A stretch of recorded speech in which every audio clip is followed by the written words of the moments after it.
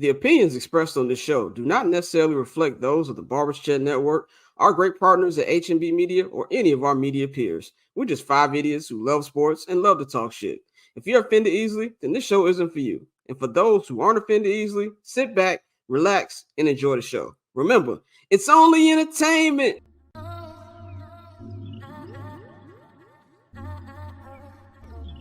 So cool. Triple double hat trick, I know the code too. Ice trade, go for trade, yeah we cold too. Getting paper on these player haters, old news. Money on the other line, so I'm not gonna hold you. Money on the other line, so I'm not gonna hold you. Money on the other line, so I'm not gonna hold you. Money on the other line, so I'm not gonna hold you. Money on the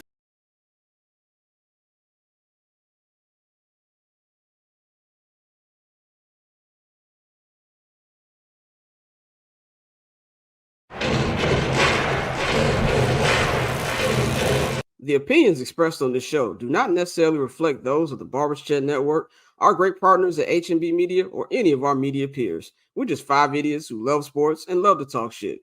If you're offended easily, then this show isn't for you. And for those who aren't offended easily, sit back, relax, and enjoy the show. Remember, it's only entertainment.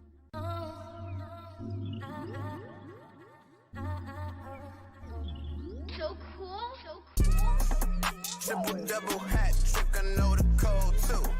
Ice trade, go for trade, yeah we cold too. Getting paper on these player haters, old news. Money on the other line, so I'm not gonna hold you. Money on the other line, so I'm not gonna hold you. Money on the other line, so I'm not gonna hold you. Money on the other line, so I'm not gonna hold you. Money on the other line, so I'm not gonna hold. My agent just said we made 100 flat. Make it back and make it stack. This like no Steven Jack. Put my rings up in the camera like I needed that. Up in the air and at the rim is where I meet them at.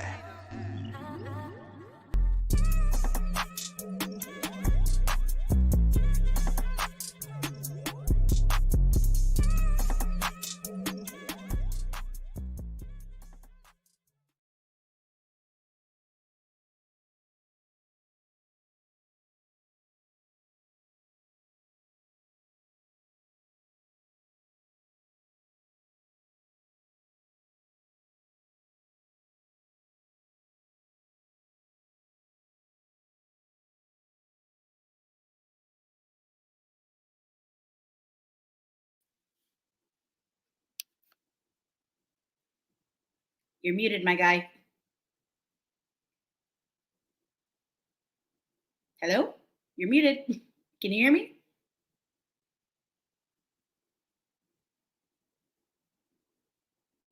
Oops. This is bad. What's going on, everyone? I think we're having some technical difficulties at the moment, but Scott will be back here in a minute. Yeah, just bear with us one moment while we deal with some technical difficulties today. Mondays, am I right?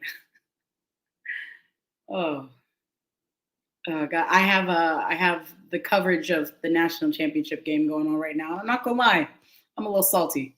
I'm a little salty right now. Oh, that should be us. That should have been Alabama. Calling quarterback draw though is wild. You're muted. Muted.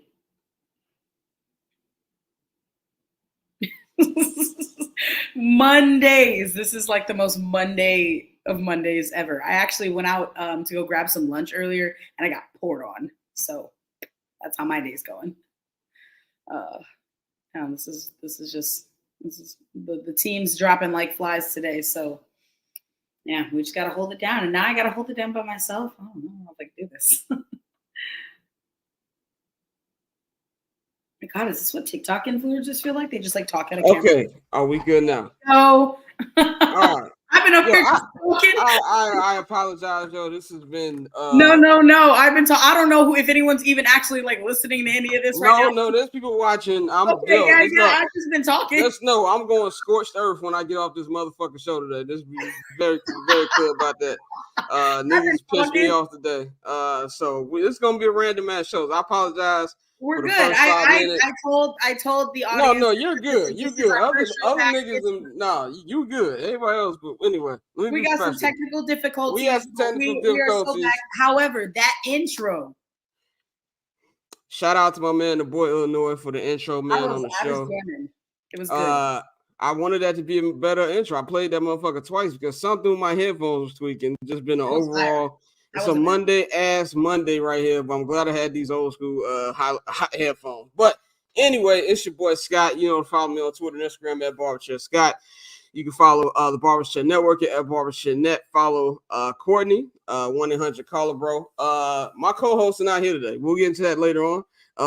We don't know what the fuck happened, but we'll figure out that shit later. But we got a guest. We're gonna bring our. Yeah, you're here. You're here. You're good. If we had to do, you know, how Deion Sanders does depth chart of like his favorite kids. You're like our co-host. You're number one right now. Them niggas at the bottom right now. Go. Yeah, that's me, baby. So let's just get into it, man. Let's get our guest in here today, man. We've got the one and only Chuck English from the Cool Kids, man. Chuck, what is going on, bro? What's happening? Man, it's been a Monday. It's to say the least. Feels like a holiday to me. Yeah, it's a holiday for you, nice. Man. It's a holiday for you, man. National championship game tonight in Houston. Yep. Your Michigan Wolverines taking on Washington, man. Courtney is unfortunately an Alabama fan, so unfortunately, we call her Championship Court because she's also a Texas Rangers fan, so she's been having too much fun this past year. So let me live. That's crazy. Let me live. I stuck with one state, and I'm on the come up. So I feel beautiful. I live everywhere. I couldn't help my geography. No, I feel you. Well, let's just get right into it, man. Let's talk about this season. I feel like Michigan, man. I won't say they came out of nowhere. They've been really playing good football last couple of years. Once they kind of got over the Ohio State, bump in the road and finally beat them, and they just really just been dominating. I don't think anybody, at least I didn't pick y'all to win last week against Alabama. That was shocking to me. So you guys went out there and won. What's just been the whole feel for you, as a native and just watching this team get to where they have gotten to this current point? It's funny because the other night I was up late, but I was in bed. I went on a deep dive through the Wikipedias, the last Michigan teams from 2004 to now, and I just was like, damn, I done been through some shit, bro. I done been through the 2013 team. I done been through the 2014 team. And I just think the difference now is, most people won't pinpoint this, but we had this identity in 2004. And then when we hired Rich Rodriguez and tried to pull off the West Virginia shit, and that didn't work. And then we had Brady Hoke. He ain't like the way headphones. That didn't work. We had that 1-11-2 season, but that seemed fluky. And then, it's been 10 years of hardball. And, we was consistently 10-3 for a long time. We did a couple 9-4s. Then we had the COVID season. And I knew when the COVID season happened, I was like, yeah, this is like going in the closet and we're going to come back out with the Superman suit on.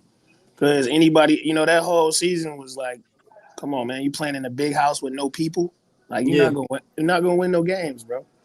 So, the fact that we here and the Ohio State jump over, it's like the new generation, I don't even think they care about that rivalry as much.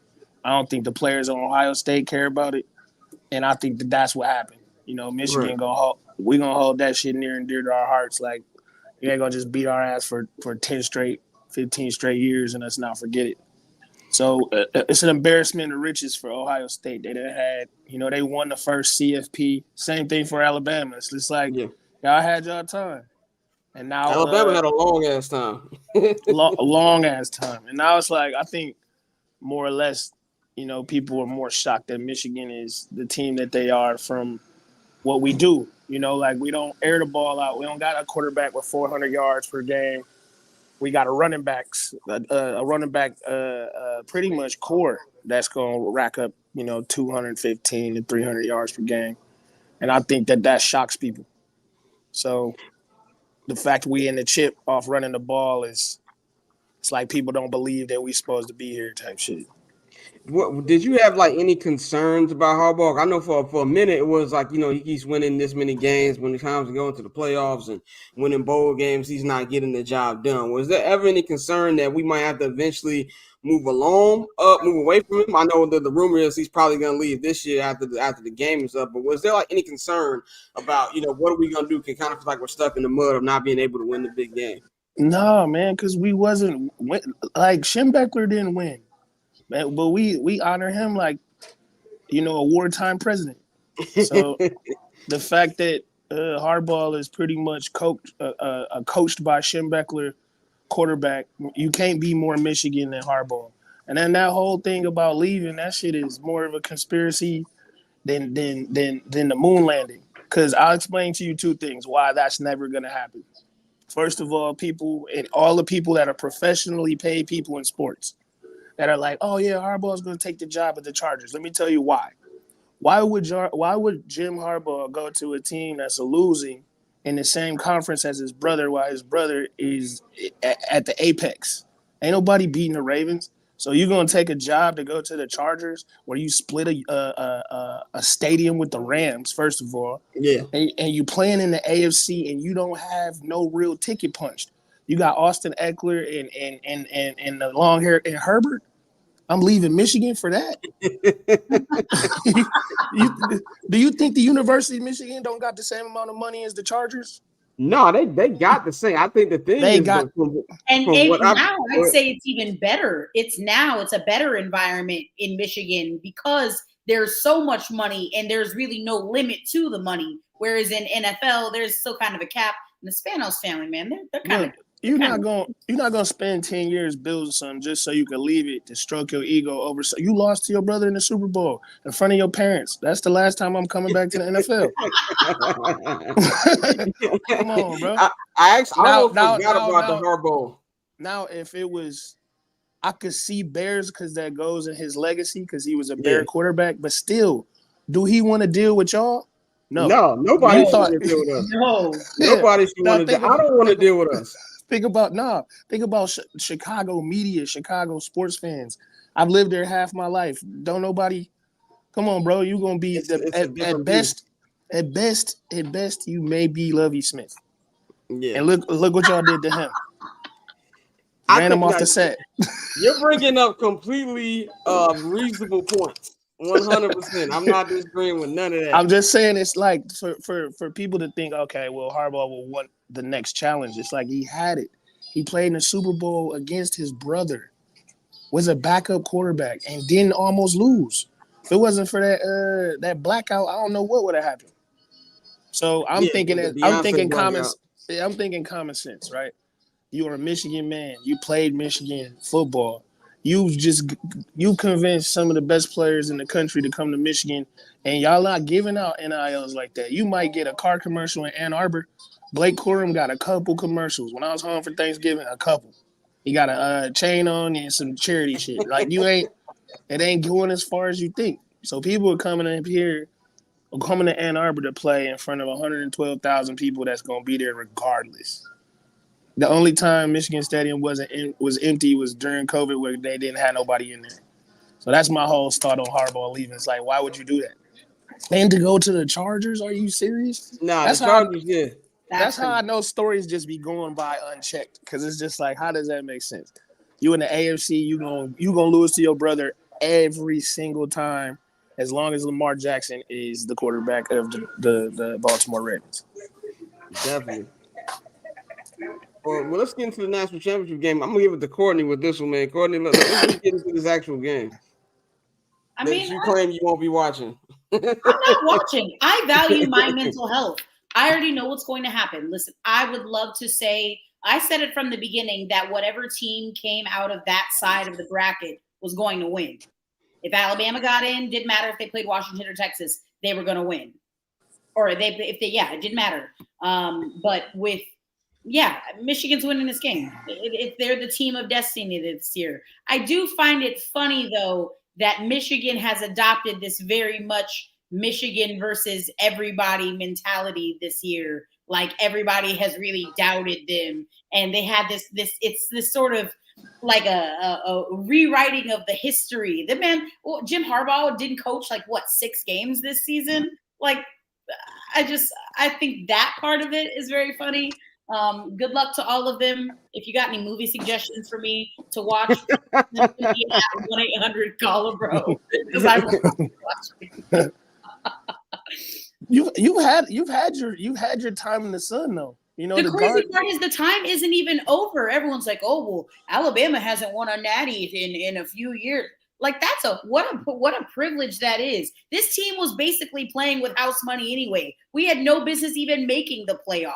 If I'm keeping it up. We going from dynasty Bama to we playing with house money. That's a supreme drop off. Yeah, listen, let me tell you, as the games went on, and I thought about it a lot, especially in week 3 when we played was that USF, and we struggled and went through 3 different quarterbacks, and they begrudgingly brought back in Jalen Milroe after benching him for Ty Buckner, who literally was so bad that man doesn't even play football anymore. He went back to Notre Dame, is now playing lacrosse, and they have Ty Simpson, who was good. He was serviceable. That's probably a better word. And then they went back to Jalen Milroe, who looked fantastic, right? Clearly motivated to get his job back, and did. This wasn't their season. I honestly I didn't expect them to be Auburn. That was, in my opinion, a fluke. That game against Georgia was incredible. I still think, in my opinion, Georgia should have been in the playoff.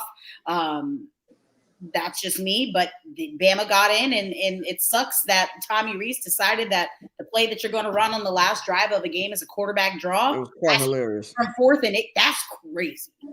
So I will add this. Yeah. I will add this to play devil's advocate. I've watched a lot of football.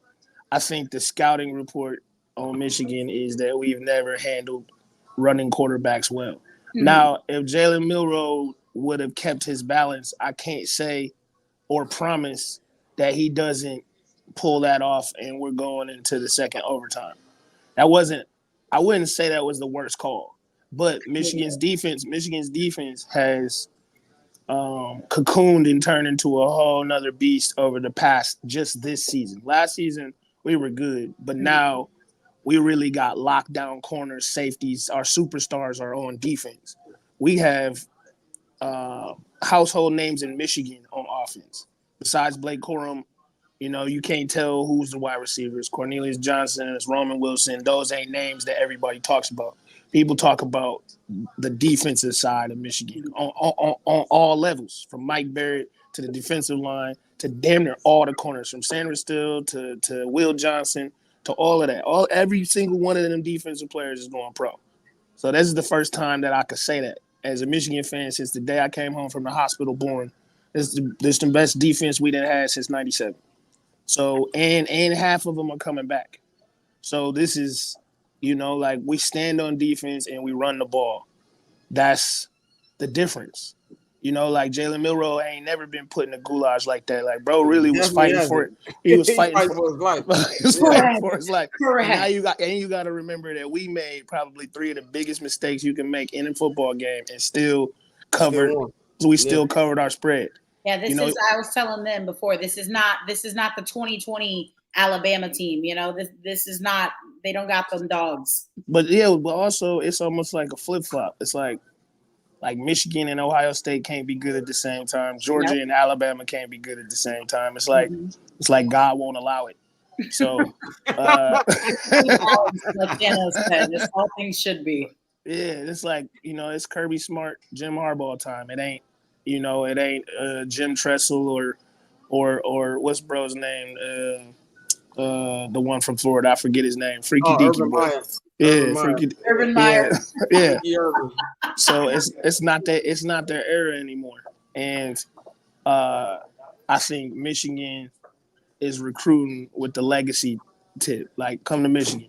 Now look, if I was recruiting, I'd be like, you want to play in the NFL? You want to be good? You want to be good in the NFL? Who's the two best players in the NFL on defense and offense? Charles Woodson, Tom Brady. They played on the same squad. Even if you got to do is tell. You say we had Derek Jeter over here. All you got to do is tell a 16-year-old Tom Brady, Charles Woodson. Yep, That's all if they want to win and stay at the same school. Because if you see in these schools with all these portal switches, switching quarterbacks all the time, they getting blown out. TCU, you came off the national championship last year. All these teams that was good. Like, even no offense to Dion, it's like, bro, you can't make it a professional sport because it's not yet.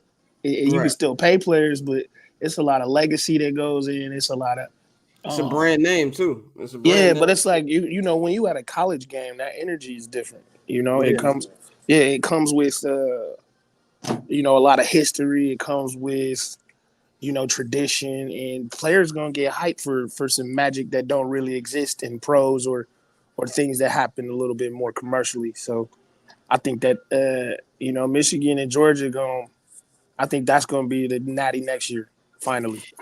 And we got with this particular game, we talking about the defense. And I feel like defense was a big key last week. Is there any word about Michael Penix Jr.? Michael Penix Jr. is having a Heisman caliber season. Nah, because we put him in the gates when he was at Indiana. He didn't do shit. It's the same player. It's the same shit. And if you come from the Big Ten and you go to the Pac-12, you're gonna look good. Now, Lau, you know who was scary? Who was more scarier than bro? Who? Tua's brother. Yeah, the one in the portal again. That's who I'm scared of. I'm scared of him. I ain't never seen somebody so accurate with such a cannon and gonna slip out of something. Maryland was scary to every single person that played them. Mm-hmm. They couldn't stop nobody. Now you know who can't stop nobody? Washington. Yes, that they do not have a defense at all. Yeah. Last week was a shootout last week against Texas. I got my call right now. Donovan gonna have more yards than Blake this game because they didn't scout for him, and he's faster and he can catch a ball like that is a solid. That you guys do have a solid running back tandem. Yeah, Dom Edwards, right? Yeah, if you double down on Blake, Donovan gonna get loose. It's like back in the day, 2016. You lock Steph Curry up. Guess who gonna get loose? Clay. So it's one of those things. Now I don't look over Michigan. We don't look over any opponent. I think everybody, even from my parents talking to them this morning, all we was just like, it's like we got to make sure that on top of stopping him, that the wide receivers don't get loose because they can catch anything. But Michael Penix put that ball so right there that they never had to reach out for nothing. They never had to slide to catch the ball or, make that dig route come back for it. Every single thing was just delivered to them too perfect. So with a defense like Michigan's, that's not going to always happen. So, yes, we worried about him, but we ain't heard nothing about their running back. And, like if y'all can't run on us, it's nothing you can do. It's a wrap. So give me a score, man. What's the score? What's final score for the night? How you got this going? I'm going to give you 42-21, Michigan. Okay. 42-21. So you're going to have a good celebration tonight. My brother is a diehard Michigan. I'm not Michigan, but Ohio State fan. So I will definitely be trolling him tonight if that happens. Look, man. Look, I'm telling you, if we win today, I'm going to bed. Just because last week we won the Rose Bowl. I was in Pasadena. I was drinking with the homies, and I blacked out. And I had to work. Are you in Houston right now? No, I'm in LA. Okay. I was gonna go I just sat outside the Rose Bowl. I gotta watch the big games on TV. I gotta see all the angles in it. I understand completely. I thought about the game if Bama was playing. I will say the ticket prices got significantly cheaper once Texas wasn't in it anymore. Yeah, no, that would have been a home game. But yeah, I was at Michigan, Ohio State, and it's just like the game watching experience is cool. Mm-hmm. I took my girlfriend to her first Michigan game versus Ohio State. But when you at the game, any sort of thing happens, right? They go to halftime. You watch that clock come out that say 3 minutes. You like, damn. When you at the crib watching the commercial, you don't really think about it. You don't think about it at all. Yeah. So and then the Michigan Ohio State game was a little brisk. Everybody toes was cold. So it's a different experience when you're watching on TV. So I this first natty, I'm watching on TV. If we make it back, I'm wherever the team's at.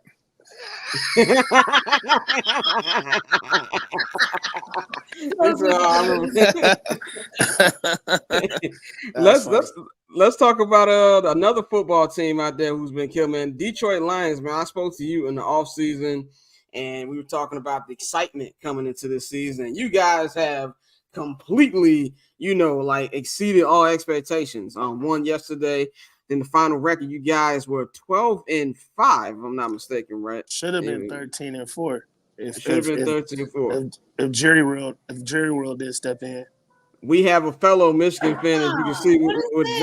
You being Michigan. My guy Mariano is here. You know the deal, man. Listen, man. You know the deal. First and foremost, I want to say, Scott, my brother, appreciate you for having me. Again, his family. Courtney, shout out to you, because we ain't got to talk about what happened, but we just going to shout out to you. I'm gonna keep it. You know what I mean? Yeah, I'm already reliving my trauma. I'm good. Shout out to you. Hey, man, listen. Cool Kid single-handedly made cool nigga rap what it is today. You know what I'm saying? Like, all the cool nigga rap that people like and all that shit, it's because of the Cool Kids. You know what I'm saying? So shout out to you. Appreciate that. You already know, man. You know it's love, man. But hey, go blue. Go blue. Always. You already know. Yeah. Yo, blue. We were just talking about, we about to get into Lions, and of course Mariano, we'll get your opinion on the game later. But okay. I was saying about the Lions, you said you guys should have won 13 games. You guys were hosting the first home playoff game in over 30 years, first playoff game in Ford Field ever on Sunday night. And on top of that, the guy who was y'all guy for a decade will be walking into the building, Matthew Stafford. The story, the script writers for the NFL. That snap. Round of applause. That's why they took that 2-point off. They was like, yeah, we got something bigger. We need to have this game. You got that. You got the Packers visiting Mike McCarthy. That's going to be a good little storyline. Just tell me how you feel about just this entire season. I feel like this team has been great from the jump. Just having an opportunity to even get the 2 seed last night. I think that's even more than what a lot of people expected. I think a lot of us expected them to be good. Just tell me what you feel about this season and going into this big playoff game. I kind of I called it when we hired Dan Campbell, knowing that Dan Campbell was on the 0-16 Lions team. I always liked him when I was, I've been a hardcore Lions fan. I damn near know every roster player since 91. I went to the 91 playoff game. I remember the Thanksgiving when we clinched the North in 93. I think everybody in Detroit knows that when Martha got up off the bench and passed the team down to somebody that actually cared, we was gonna have some success. I no offense to her, but she's the curse. And I know that, she passed it down to her family. But ever since Sheila took over, it's been up. And the way we've been drafting, the fact that we got Sam Laporta, Jahmyr Gibbs, we got Jameson Williams, we got all of these people on defense, is a test to them being like, all right, we're done with the bullshit. Because I know y'all's Bears fans, but there was a time when Lions had all these high draft picks, and what did they do? We went Joey Harrington, and then we kept taking number one wide receivers, from Charles Rogers to Roy Williams to all these people that didn't even last in the league longer than 3 years. We never took pride in our offensive line. Now we got damn near offensive line that's household names. I think that when you really actually start planting good seeds, good things happen. And then people want to play for Dan Campbell. Like, don't nobody want to do the Sean Payton route where it's like, bro, I don't even know, did you catch a ball? Have you caught a ball? You know what I'm saying? Like, Dan Campbell was catching balls and then went down to New Orleans, helped them win. Remember when the Dolphins was trash and then he took over as interim and they was winning? It's like, when you inspire, I know that shit sounds a little corny when you grown, but when you inspire, if you can inspire grown-ups to do something, you're gonna have you're just gonna have a great time. And I think we got direction, we got discipline, our tackles. The fact that we actually wrap up, drive our legs, we tackle to the ground, we don't miss tackles. Our corners don't be trying to hit niggas with that little weak ass shoulder, trying to knock the knees out. We actually wrap up. You're gonna go from a 9-8 season to 12-5 season if that's how you gonna do it. So I'm excited because this ain't a fluke season. You know, like in 2014, I knew we had a fluke season. You know, Right. like that playoff little loss to the Cowboys, all that shit. I was like, yeah, that's gonna happen. Now, I'm like, I don't know if anybody want to see us for real. And then when Sam Laporta knee didn't break yesterday, and I was like, oh, he only got some soreness. Oh yeah, I'm like, it's that going was a our way. blessing right there. I'm Yeah, like, absolutely. And then Brian Branch came back on the field. I'm like, yeah, it's our way. Because any other Lions team, Sam Laporta would have tore MCL, ACL. Yep. He wouldn't have came back for 2 extra seasons. It would have been on some Eric Ebron shit. But we didn't Boy, have that's a name, boy. Yeah, that's a dope no, name. shout out to bro, but like Yeah. it just didn't work. It didn't work there. Fact. Even with bro that we sent to Minnesota. It's like I don't know what he did, but we traded him away and everything went our way. Mm-hmm. And now you stuck on Minnesota. You know what I'm saying? Cold as hell. It's super cold. I didn't know how No cold Coney it or was. nothing. Ain't no Coney or nothing, bro. Ain't nothing. And Yeah. Minnesota's so cold, they gotta have walkways between their high rises so you ain't gotta go outside. Yeah, Bro, the thing about Minnesota, I didn't know how cold it was till I did the Monday Night Football game with the Bears and the Vikings, like end of November. It was like just a fuck you kind of cold. Not from Chicago, born and raised in Chicago. I know cold, but nigga, that's a different level of cold that they got over there in Minnesota, dog. That's the shit you gotta. That's the shit you when you got your coat on, you gotta walk with a shoulder on. Like, damn, hold on, like, fuck going on? No, you low key gotta walk backwards. Real shit with your hood over your head. Yeah, and they never know what it. Grateful that I live below.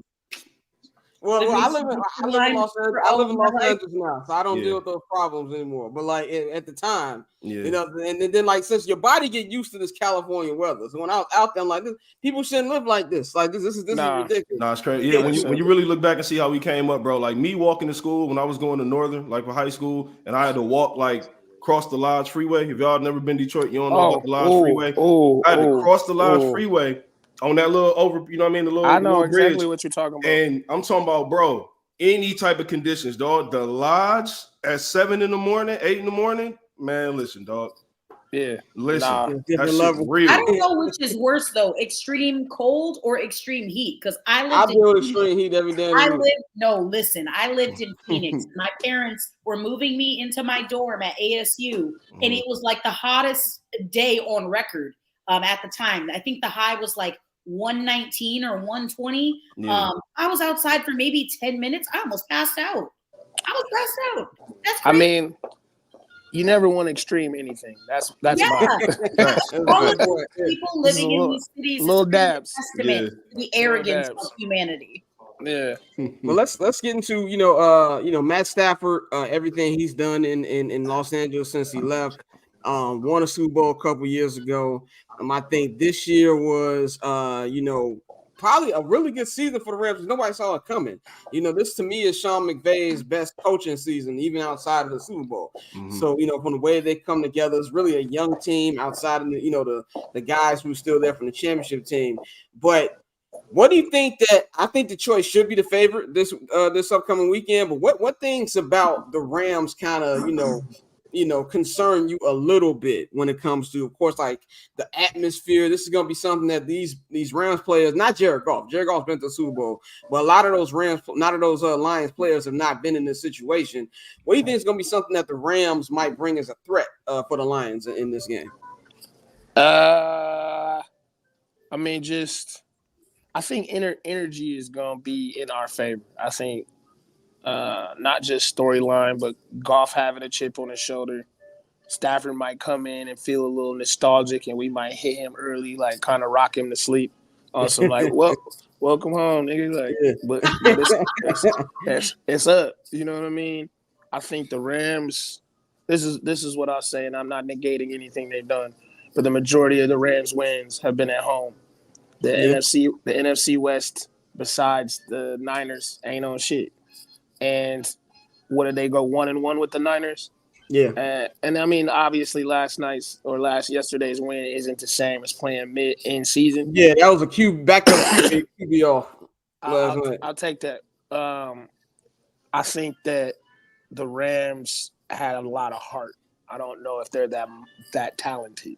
Right. And anytime you got Matt Stafford and one receiver that can catch, you got a chance. Yeah. I just think that like like we talk about storylines all the time, and I feel like we all can anticipate what this one's gonna be.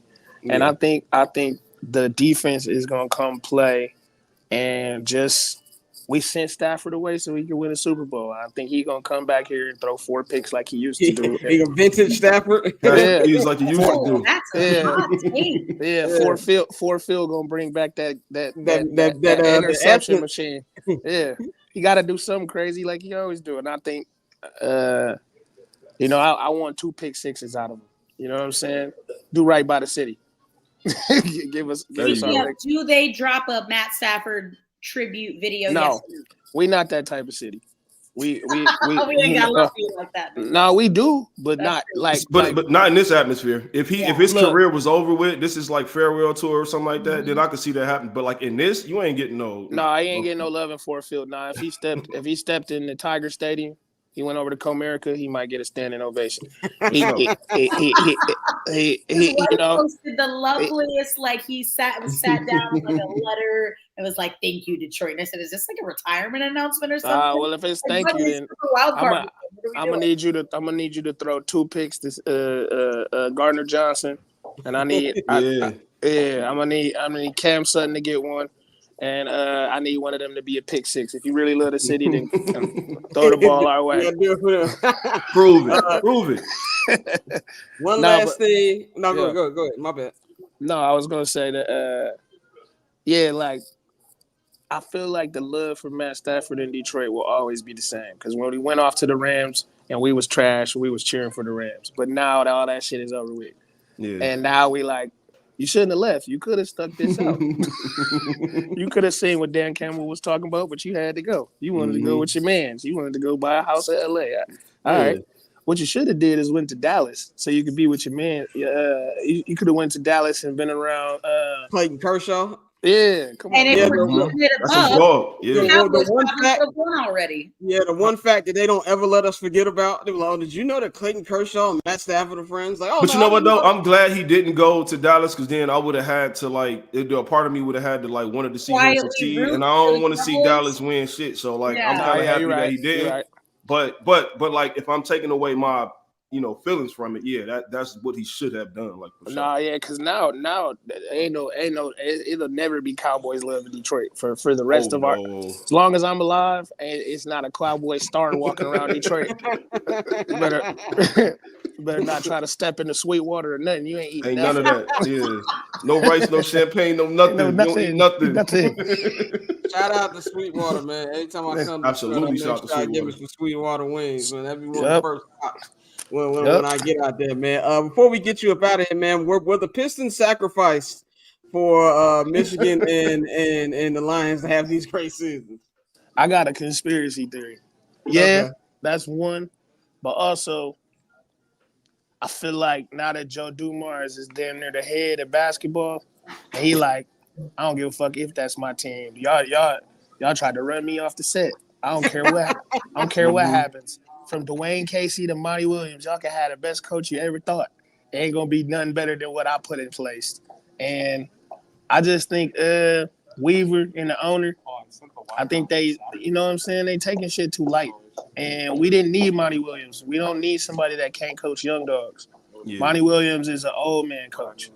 You know what I'm saying? Like, I think Monty Williams is a lovable loser. And we can't have that in the city. Like, when we won, we had Larry Brown, who is an executioner. Yeah. Like, he didn't take no shit from nobody and was talking to Chauncey crazy. Mm-hmm. You know what I'm saying? But we won. When we had Chuck Daly, it was all business. He knew how to put crazy people with crazy people. I got Isaiah Thomas and Dennis Rodman on the same team. Mm-hmm. So I think, everything is a rebuild, but I think everybody in the city will take some football love a little bit. We got basketball chips. Yeah. Like it's like Chicago. Y'all got basketball chips. Y'all would trade the Bulls in right now for a Bears Super Bowl. I would damn near trade my mama in for a Bears Super Bowl right now. But listen, and that's how it is when it comes to NFL football, college football in the city. like we want them teams to win, bro. Like we want those teams to win. Like you said, the Pistons, and also they play 82 games a season, bro. So it's like, all right, whatever. It's gonna wear off after a while. We only gonna care for so long. But them football games, every game matter, bro. You lose a game, you'll see. You might be looking next season. You know what I'm saying? So and it's a beautiful thing too, because what you'll really see is if Big Ten gonna restructure, ain't gonna be nowhere East and West. And it's literally just gonna be the leaders. Yep. Man, watch. Michigan State took that dive. Freaky ass Mel Tucker got up out of there. once they get a new coach and it's a Michigan versus Michigan State Big Ten championship with the Lions still winning, we ain't gonna give a fuck about. And we don't care about Spartan basketball, Wolverine basketball, or Pistons basketball. What Jay-Z said? They could go 0 for 82, and I look at you like this shit crazy. That's what he said. What? Michigan Natty? If we get a Michigan Natty and an Lions NFC championship appearance, bro. I don't y'all care. Be living. I don't care if I find a basketball in the state of Michigan. I don't give a shit. Real shit. and on top of that, the NFL draft gonna be in Detroit this year. You're gonna start calling him Championship Chuck. Come on, man. I'm with it. Come on, man. What's crazy is because I just bought my K jersey though, because I'm still. K the Hooper though. No, look, we get rid of everybody but K, we'll be all right. Just keep start off from beginning. Just keep. I'm K, not mad man. at that. Yeah, keep K. I'll take K, keep K and Ivy, and we'll be all right. Yeah, definitely, man. I'm not mad at that. Chuck, man, we're gonna get you up out here, man. We know you got getting preparation mode for tonight, man. I just want to thank you for joining us. Thank you for dealing with a little bit of a technical difficulty at the beginning. So glad you could join us, bro. Let them know they can get in tune with you and everything you got going on. I do a little bit of social media and on Twitter. So just follow me at Chuck is Dope on Twitter. And then, man, when we get to the championship round of the playoffs, bring me back on. We can talk some more shit. Oh, let's do that. I'm with you, bro. I'm definitely going to hit you up about that. All right, brother. Yep, sir. Peace. So we are back here. First of all, I just want to apologize to our listeners for the delay that we have here on this show. Today is a very Monday-ass show. It's Monday, and boy. It's Monday like a motherfucker. We ain't done this show. I should have just started singing show tunes, but I didn't want YouTube to snipe our down. I just didn't know what to do with like 3 minutes of dead air. I was like, let me just start talking. That was my fault. I do have a stand-up routine for what it's worth that I should have dropped and like workshopped it and see like it's all good. It's all good. And matter of fact, we got this nigga right here. Oh, my dog. What up, dog? My people, what's up? What up, dog? 2024. What's good, man? What is up? Man. Hey, dog. I had if this was a football game, I threw 4 fumbles. I had 4 fumbles in the first 10 minutes of this shit. So I started. We like being transparent with the watchers and the viewers. Sure. This is what happened. We were supposed to have our original pre-show meeting that we always have. Now we're doing the show early today because the national championship game, and we'll be doing it again early next week because of the playoff game. Mm-hmm. So I'm like, okay, what's going on? So Bang had a job issue that he put in the chat, but it wasn't like fully like he put it in there, but he didn't really put the details of I'm not gonna be able to be on there today. So I'm just thinking, he just let me know this information. Fine. So then I'm wondering, because usually Dante's the first one in the room before anybody. I give Dante credit. Dante has if we're doing this is like somebody who who has a great career. He doesn't really get in trouble, but today this nigga's in timeout. There's a penalty box. Dante's in a penalty box. Wow, that's a 5-minute major. That's crazy. Yeah, and then the show starts. My fucking headphones ain't working. For some reason, the intro did the intro freeze for y'all, or was it just on my end? No, I couldn't hear you, and then you had to leave, and so I was in here, like I said, for like 4 minutes by myself. But the intro when I played? Did the intro? Oh yeah, no, the intro played twice, which again, I was driving because the intro is fire. So it played twice because when I played it the first time, it froze, and I was like, "What the fuck is going on?" So then I had to run in my room and get these old headphones, which I'm probably just gonna go back using because Bluetooth headphones will fuck you sometimes. But anyway, we're here first. I'm not gonna hold you 2020, and before I forget to do this, let's have a word from one of our sponsors, Athlean. We're going to run this Athlean ad real quick so I can get my coins real quick and we'll be right back. As you play the Jeopardy music. What up, y'all? It's your boy Scott, host of I'm Not Gonna Hold You. Are you an athlete looking to redefine your journey beyond the game? Introducing Athlean, your gateway to new opportunities, brand collaborations, and financial empowerment. Join our thriving community of athletes and businesses where you can connect with brands, unlock exclusive campaigns, and amplify your impact on and off the field. Are you ready to rewrite the playbook for your success? Connect with Athlean today at www.athlean.app and let your journey to greatness extend far beyond the game. Athlean, where athletes thrive. As y'all can see, I got my mama real ad. Hey, hold on now. Hold on now. My boy Scott said, "Hold, you know what I mean? Let me fix the time, y'all nigga. Yeah, we gonna talk. You ready to be great, nigga?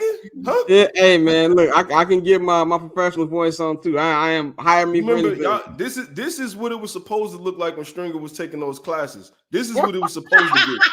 This is the result that he was hoping. You hey man, you living the dream right now, my boy. You fulfilling the prophecy. Shout out to everybody, Athlean. We actually have an official sponsor of the show that will be starting next month. With that announcement will be coming soon because we got a little announcement video for that.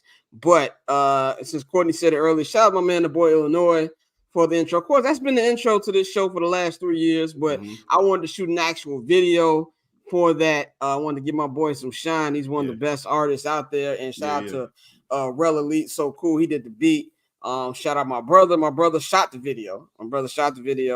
And the Young Genius, one of our video guys hitting the kill, he edited, man. So shout out to everybody who was involved with the making of that video. Shout out to everybody who watched it.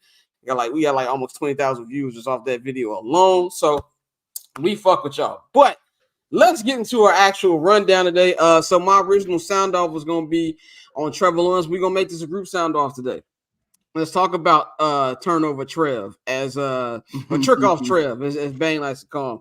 By the way, Mikey has not been kidnapped. Mikey will be hosting I'm Not Gonna Hold You halftime with me on Wednesday. Shout out to Mikey, man. Shout out to Mikey exclusively on Patreon. The white man's been trying to hold him down on the job hours, but Mikey is alive and well. They hating on my boy. But he will be co-hosting with me on I'm Not Gonna Hold You halftime this Wednesday on the Patreon. Of course, if you want to see I'm Not Gonna Hold You overtime, it would just be me and Dante today. Now, 5 minutes ago, I thought we weren't gonna have an overtime day. I'm like, well, nigga. We just not gonna have one. We're gonna have one day. It's gonna be me and Dante on there. So y'all can go over to the Patreon and subscribe to there so y'all can check that out. Shout out to everybody who is already subscribed, man. But let's get into it. Mr. Trevor Lawrence, Sunshine from Remember the Titans, as I like to call him. It's about time that people see who he is. I've been saying this on this show for a couple months now. We use the word generational way too much. And this is something Mikey said in his year-end sound-off. That was on the I'm Not Gonna Hold You holiday special. Big shout out to everybody who watched that. Because we're using it too much. And I think that, Trevor Lawrence is obviously a great talent. He's always been a great talent, even since he's back on QB1. And I don't want to sit up here and, take anything away from what he's done in the past, leading that Jaguars team to the playoffs last year. They should have lost that goddamn game. But Brandon Staley is Brandon fucking Staley. And he just gave it right to him. But it's to the point right now, he's getting away with murder. The way he does things, the way he gets away with stuff that other quarterbacks wouldn't get away with. I know a quarterback who wouldn't get away with it. A guy who got sacked 6 times yesterday, and they tried to blame him like he had anybody to throw to any time to throw the ball, Mr. Justin Fields. We can name somebody like a Lamar Jackson who would get the same bullshit. Really, any type of quarterback who has melanin would be not judged the same way that we judge Trevor Lawrence. And it's about time that people actually, give him the shit that he deserves. He's been thrown. He has 21 touchdowns, 14 interceptions this year. Very pedestrian numbers. Threw a couple yet last night in a big game against a team that's already out of it. Your division rival, the Tennessee Titans. You should have not allowed to lose that. You went from having a chance to clinch the division last night to not even being in the fucking playoffs. And it's solely on the shoulders of him, the way he's been doing it. And there was a lot of a lot of, hype with this team coming to the season with the way they did last year, win that playoff game, going head to head with Patrick Mahomes in the divisional round. And then they were able to get Calvin Ridley after he's come back from suspension. Calvin Ridley's had a pretty decent year, but it wasn't enough to get them back into the playoffs. And if you let the fucking Pittsburgh Steelers get in, bro, them niggas didn't have 4 quarterbacks this year. Shout out to Mike Tomlin, but they didn't have 4 quarterbacks this year. Anytime you employ Mason Rudolph, Kenny Pickett, and Mitchell fucking Trubisky, and you win 10 games, nigga, you should be in the Hall of Fame right now. You know what I'm saying? And you let that team get in before you. And we need to put this solely at the hands of Trevor Lawrence. I'm gonna go to Courtney first on this one because I know she said you got smoke for Mr. Lawrence too. Well, I mean, my smoke is basically just big. I mean, listen, like you said, we use the term generational a lot, but the smoke is really for that draft class, the 2021 draft class. When you hold that shit up in the light, it's looking a little funny, like a little funny. I wouldn't accept it.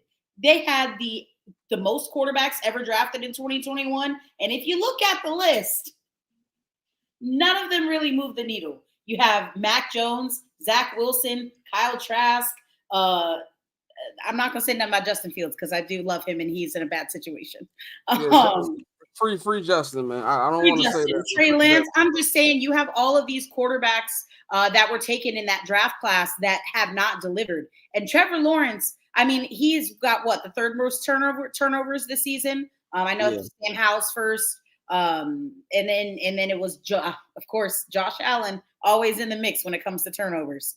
And then it's AFC East champion Joshua Allen. Man, leave man don't even on his name. That man. We can talk about that later. We can talk about that later in the show. All of that to say, I just don't understand what it is about the media that gives these guys the crown before they've done anything to deserve it. He had a 5-game stretch at the end of last season where he looked elite and then proceeded to go into the playoffs. Yes, admittedly, they were down 27-0 against the Chargers. He came back, but he threw 4 picks in that game. That man threw 4 picks in that playoff game against the Chargers, and then threw a pick against the Chiefs in a game that ended 27-20. Now imagine if he didn't throw that pick. Like, you see the vision, all of their problems that Jacksonville has kind of begin and end with Trevor Lawrence. That's all I got to say. That's all I got. Since Dante is on probation, we're going to go to Mariano first. So a lot of what your problem is with Trevor Lawrence is what my problem used to be with Phillip Rivers, right? It wasn't necessarily like, I don't like this dude personally. It's I don't like how other quarterbacks get talked about, and this motherfucker seemed to slip under he get to just not do shit. And people don't talk about it. They just want to praise him for all the good shit, but then don't want to highlight the bad shit. My quarterback, y'all know my GOAT, Eli. A lot of people like to talk shit about Eli, but he won when it mattered. You know what I'm saying? And I feel like with Trevor Lawrence, he can do it. He, what they say, he make every throw, and he got it. His rookie year, I saw he had talent. I saw that all he had to do was, make some adjustments. And you see in his second year, he was great. Like he really was great. I think he had single digit interceptions that year. He might have had 8 or some shit like that. This year it just looks like he regressed. His decision making ain't the best. And like you said, compared to everybody else, people giving Justin Fields shit, but Justin Fields is a fucking winner, bro. To me, I look at Justin Fields and I'm like, nah, that dude is a winner. You know how I feel about players that come from that school. So this means a lot, me saying that about this guy. But Trevor Lawrence, I mean, I don't know what you're gonna do with him, dog. It's the best shit Jacksonville has since who? He's the best quarterback. Who's the best quarterback Jacksonville's had other than him? Who's their guy? Mark Brunell, Byron Leftwich. So I mean, I get why he's kind of seemingly Teflon or whatever, because it is Jacksonville. I mean, if he was playing somewhere else, maybe the criticism would be a lot more. But I think the reason why he's getting let off the hook, so to speak, is because it's Jacksonville. We would never talk about Jacksonville 3-4 years. We would never talk about Jacksonville, but we talk about it now sometimes for the wrong reasons. But Trevor Lawrence, yeah, I do agree with you. He does deserve to be on that fucking hot seat. like a lot of these other quarterbacks. But I mean, it's Jacksonville, man. Like, yeah, that's a big thing. Dante, I'm gonna throw it to you. I think you and Mikey said too, like because it is Jacksonville is why people don't give a fuck. yeah. No, that's exactly what it is, bro. It's Jacksonville.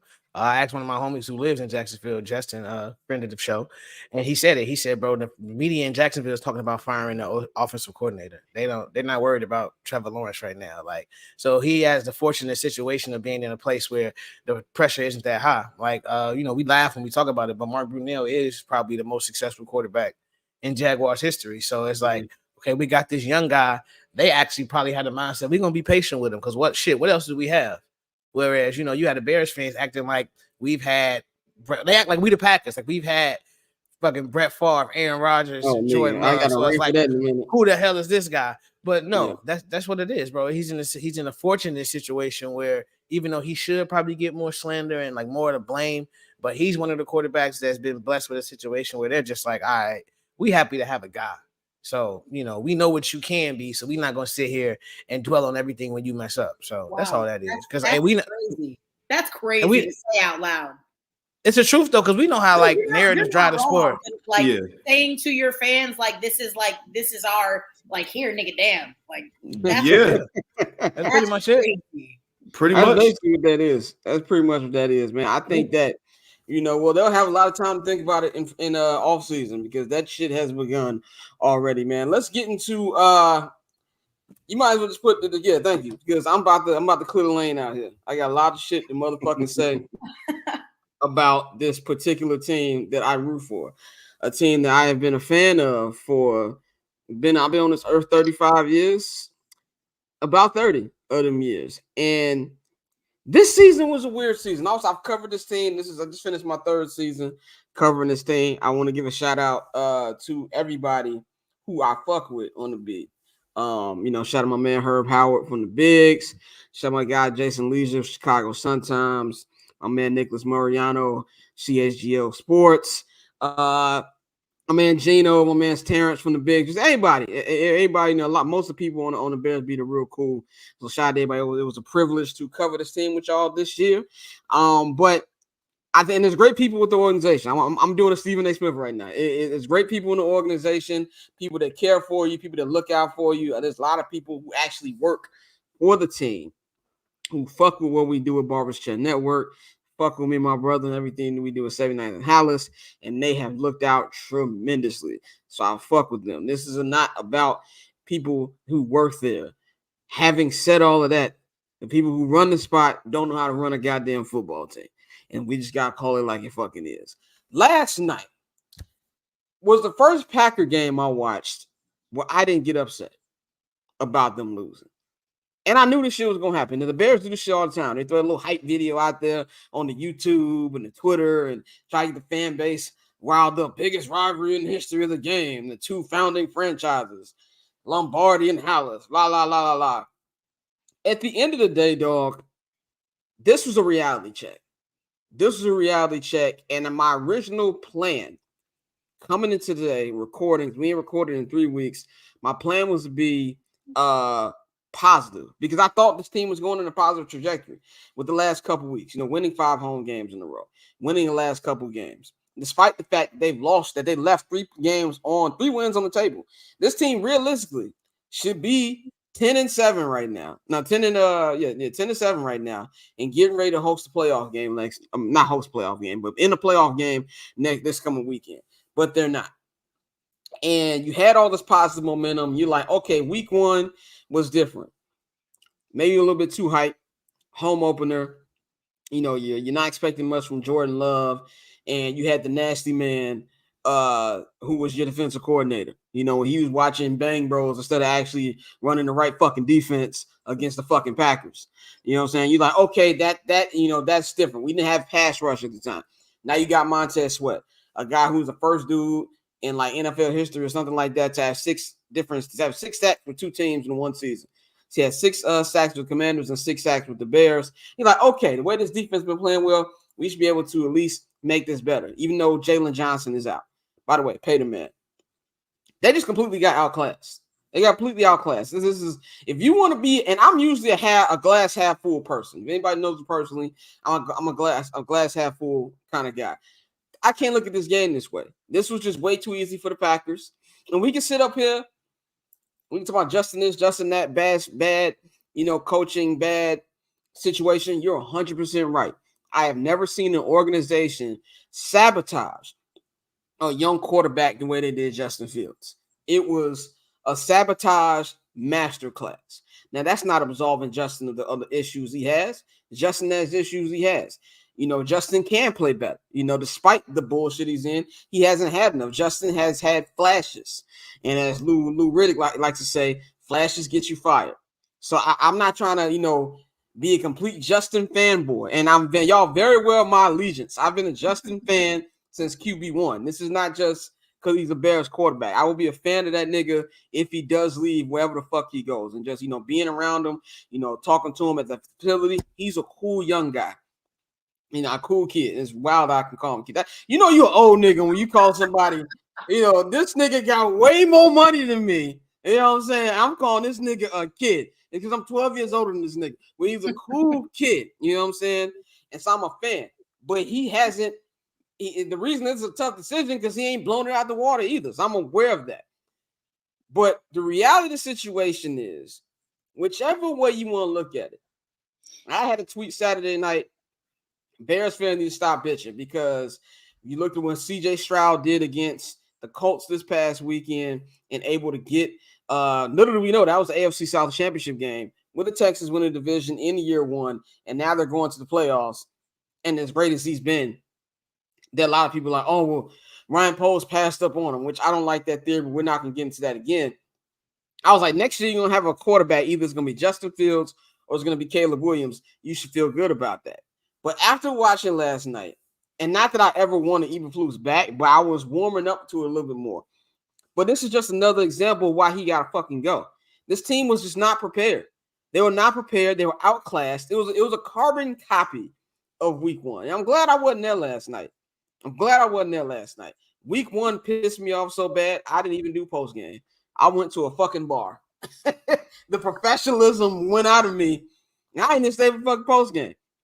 So it's something where, like, the Green Bay Packers showed that the Bears have made strides this year, but they're still not closer than closest as they should be. We want to talk about rebuilding this, rebuilding that. Nigga, the Packers was rebuilding this shit. The Packers wasn't supposed to be in the playoffs. The Packers wasn't supposed to be this competitive. They just got rid of their fucking franchise quarterback for damn near the last 20 years. And Jordan Love, we can sit up here and talk all that shit we want. That's a good fucking quarterback. I saw Bears fans tweet, oh, we only hits open wide receivers. That's what the fuck good quarterback's supposed to do. And Matt LaFleur, good coach. He's scheming these guys open. He's making the game easier for his quarterback. And it's just like the Bears have this archaic system. So hear me good and hear me very clearly before I open up the panel to this. It's going to be the same shit. If Matt Eberflus keeps his job, which we are all expecting that's going to be the case. I reported this back in October. That was the feeling around the building, just the vibe that I got being at Hallis Hall. It felt like, oh, he's only a lame duck coach to Bears fans. This dude is going nowhere. And so I'll be shocked. We don't know. Today was player interviews with the GM and the president, Kevin Warren, and Eberflus. Why Eberflus was in these fucking meetings, I have no fucking idea. These players should be able to talk freely about Eberflus.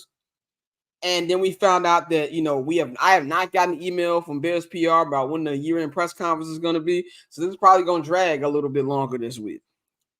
Unless Kevin Warren pulls a Jed Hoyer, which I'm praying to God he does, and says, look, yes, Eberflus did a better job this year than he did last year. We appreciate his contributions. We're going to go another direction. And you fucking blow Jim Harbaugh's lineup like you're a fucking crazy ex. That's what the fuck you need to be doing. I will be in Houston right fucking now, as soon as the game is over. Oh, so I got the jet. And let's go talk about this contract. That's what they need to be doing. But the fact of the matter is, we know that's not going to happen. We heard the comments that Tracy Wolfson reported last night that Kevin Warren likes continuity. If you're a Chicago sports fan, Mariano knows this. Well, last time we heard continuity. Oh, them bums playing on the west side of Chicago. The fucking Bulls. It's like my PTSD started flaring up from that. So we all know what's going to happen. And now you're setting up Caleb. It's gonna be the same shit. It's gonna be. I'm telling you right now. For Bears fans who think Caleb is just gonna be some fucking Superman, I think Caleb is very talented. Very talented in the right system. I think he can be great.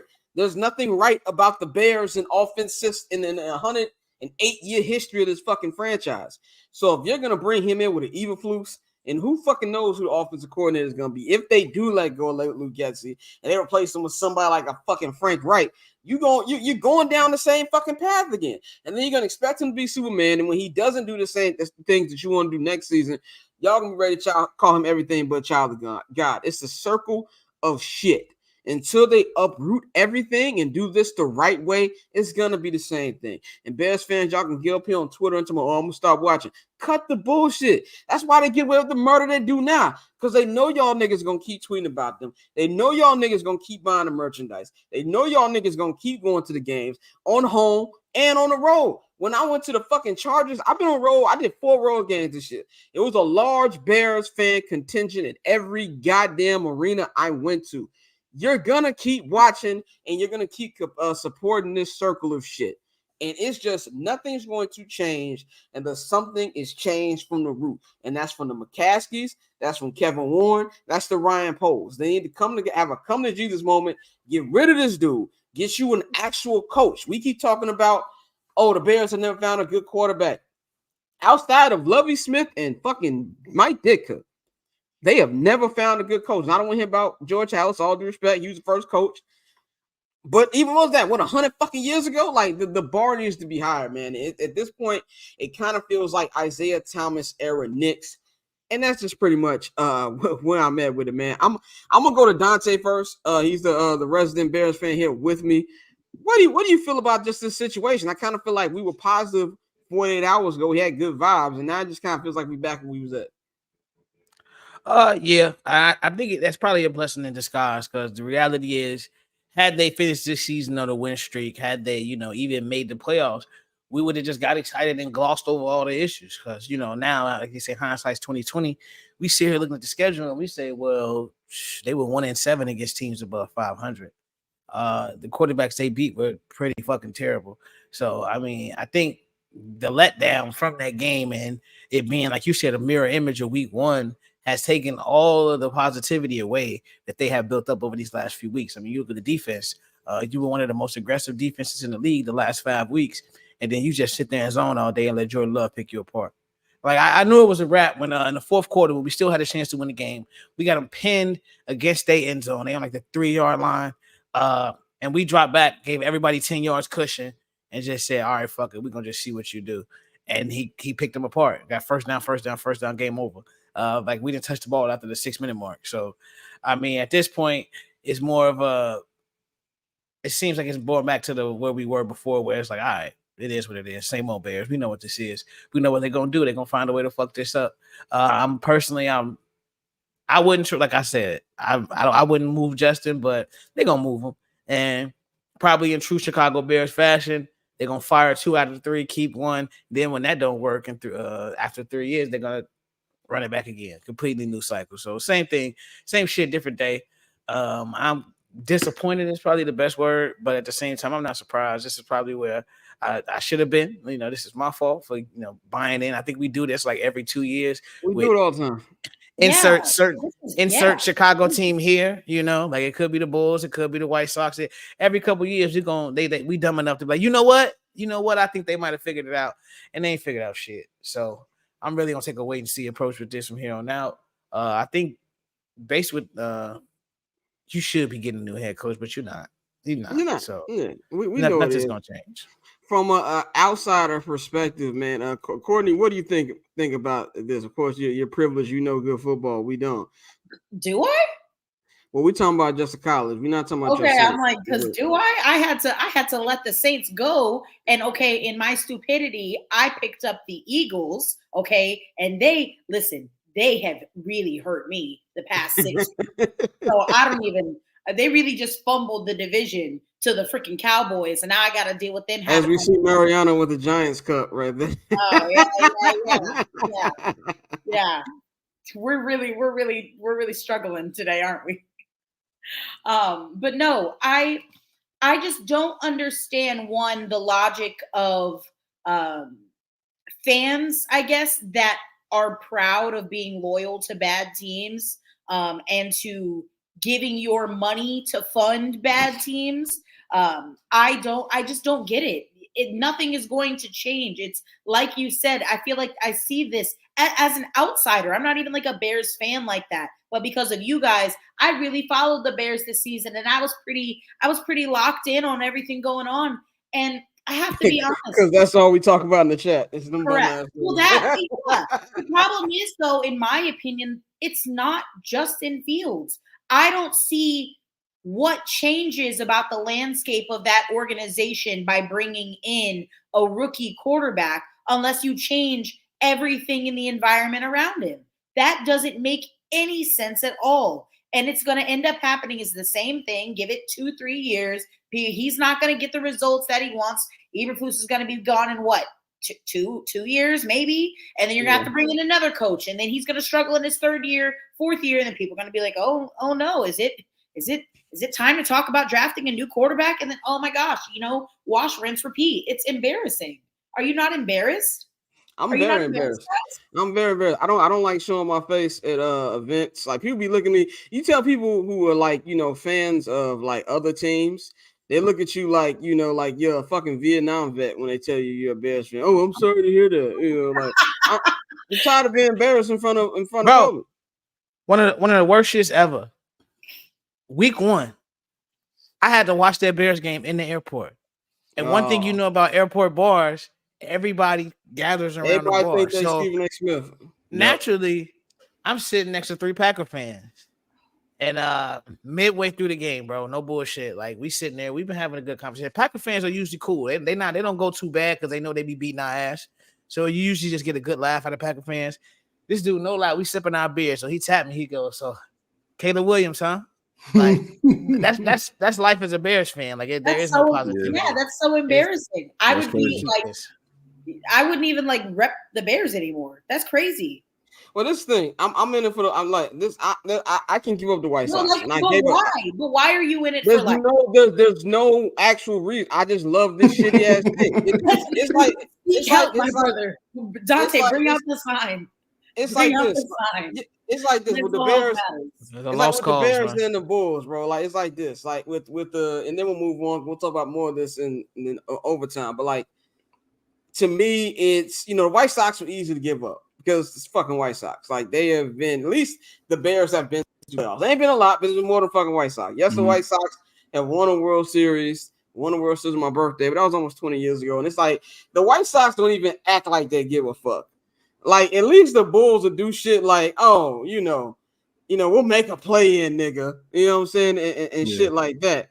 But it's just something where, I'm just not gonna get rid of them. It's like the baby mama you have that, like, it's like I should get rid of them, but I'm not.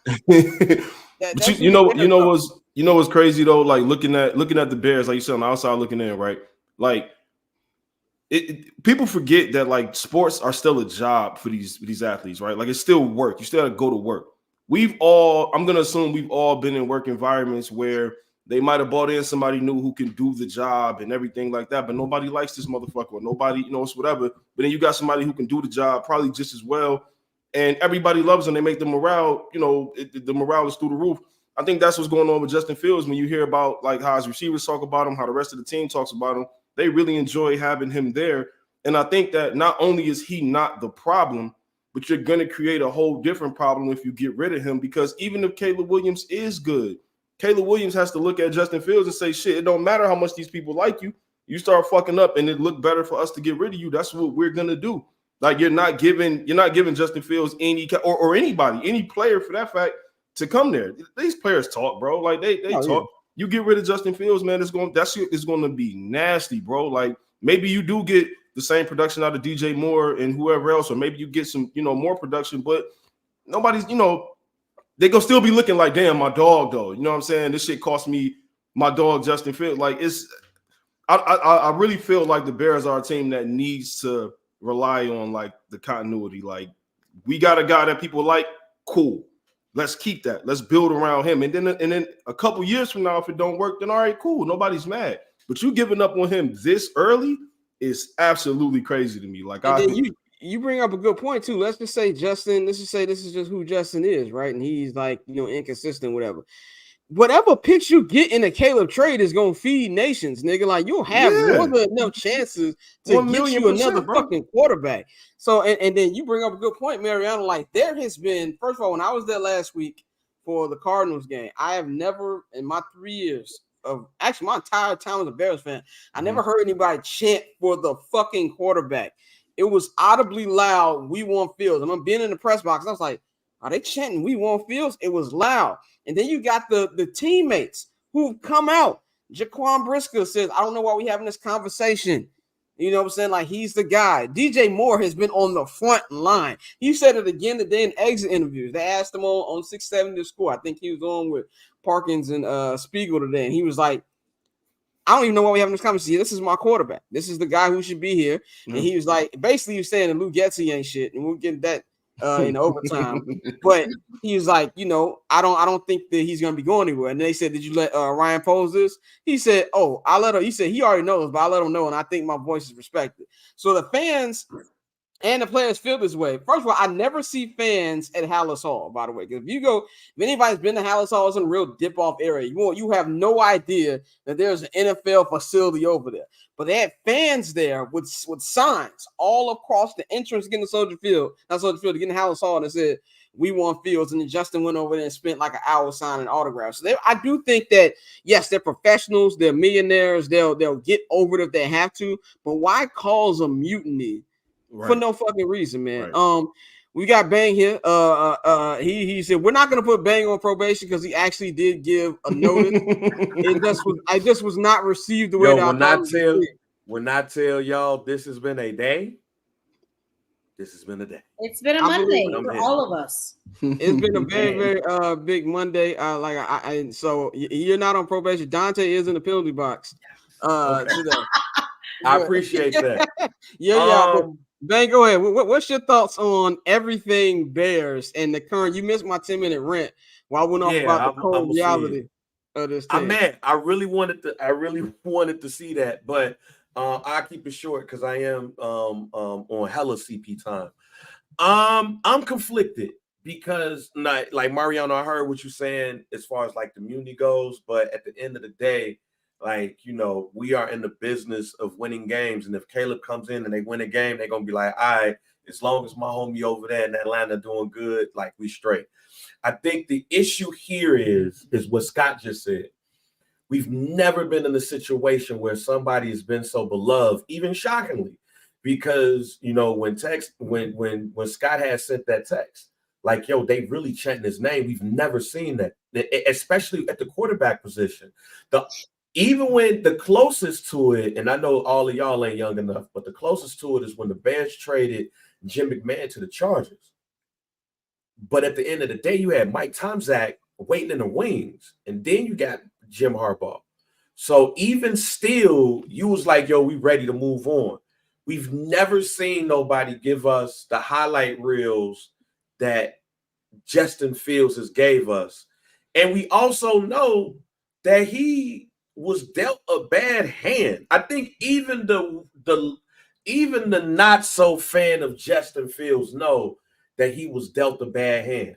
But also, this is and only thing I could think of is Gilbert Arenas. Like, when I think about this, is Gilbert Arenas in my head. When Gilbert Arenas was talking about Magic Johnson and how, well, I'm not sure if he's the greatest of all time because he went to a team that went to the playoffs. Like, he went to a team that was already cold. The Bears are a 7-10 team that should be a 10-7 team in the playoffs that has the number one pick in the draft.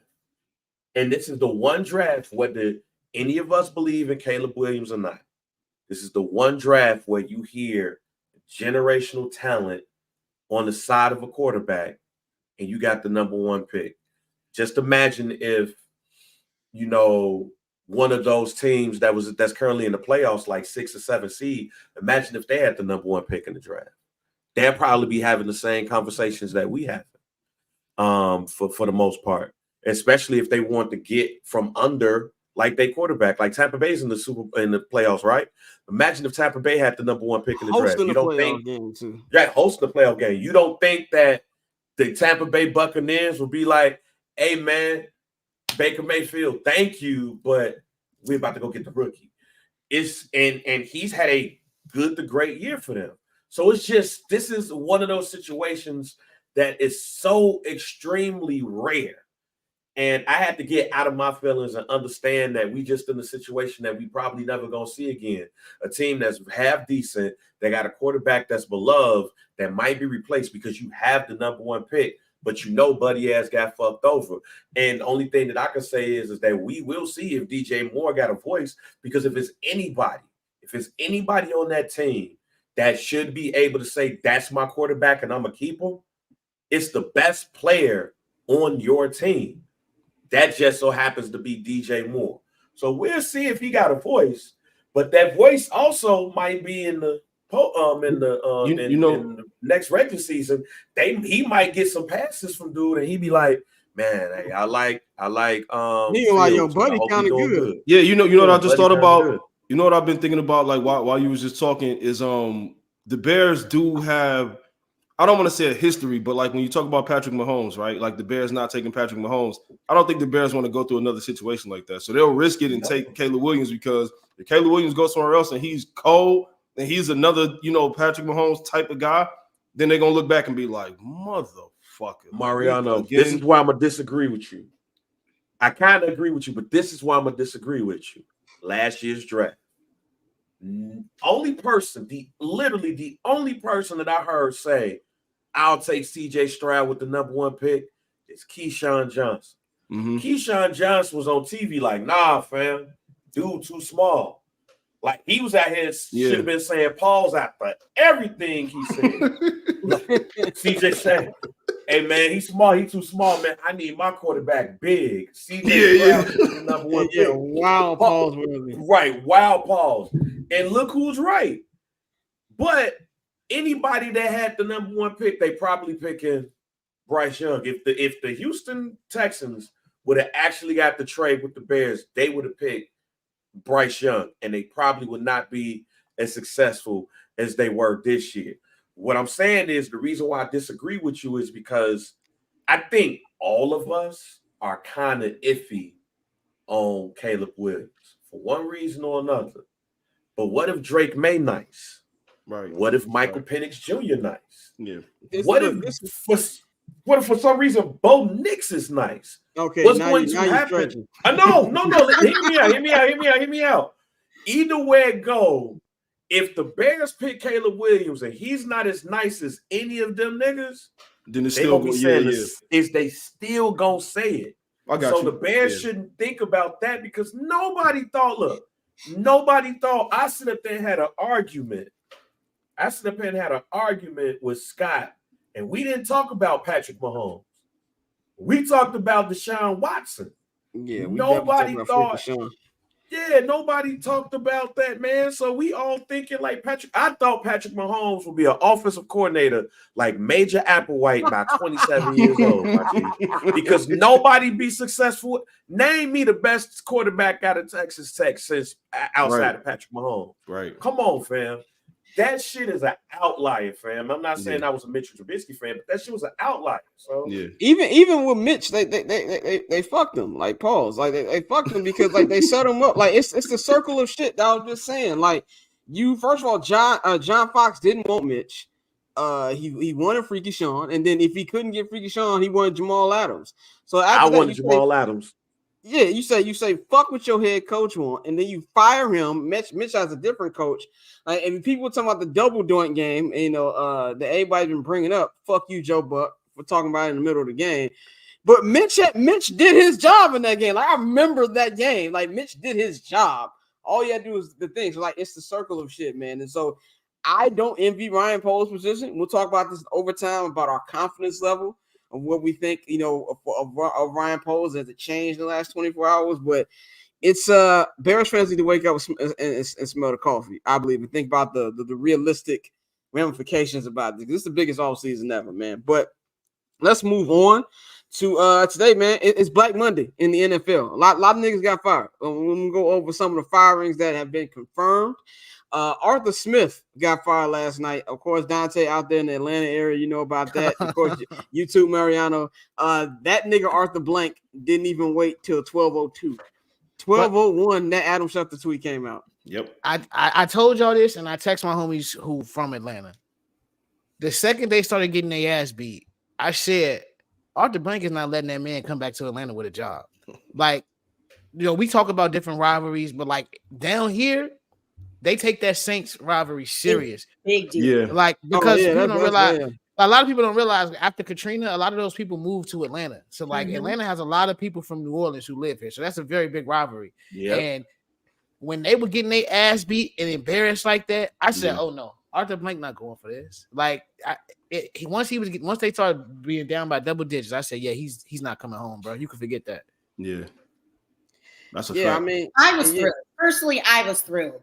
The victory for me, absolutely go for a touchdown there. It was beautiful. Shout out to my nigga Jameis. Yeah, shout out to James. Was so mad and it was glorious. And Dennis Allen, what a way to just publicly announce that you've completely lost your locker room. Yes, like you're done, bud. Like you got maybe one more year in you, but he's cooked there.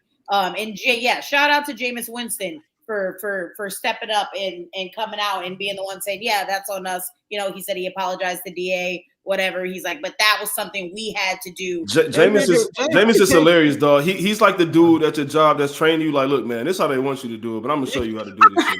Yes, what correct. are they talking about? This is how you do it. This is the real way to do it. James is like, yes, no disrespect to DA. DA didn't want us to do it. He's like, we made an executive decision.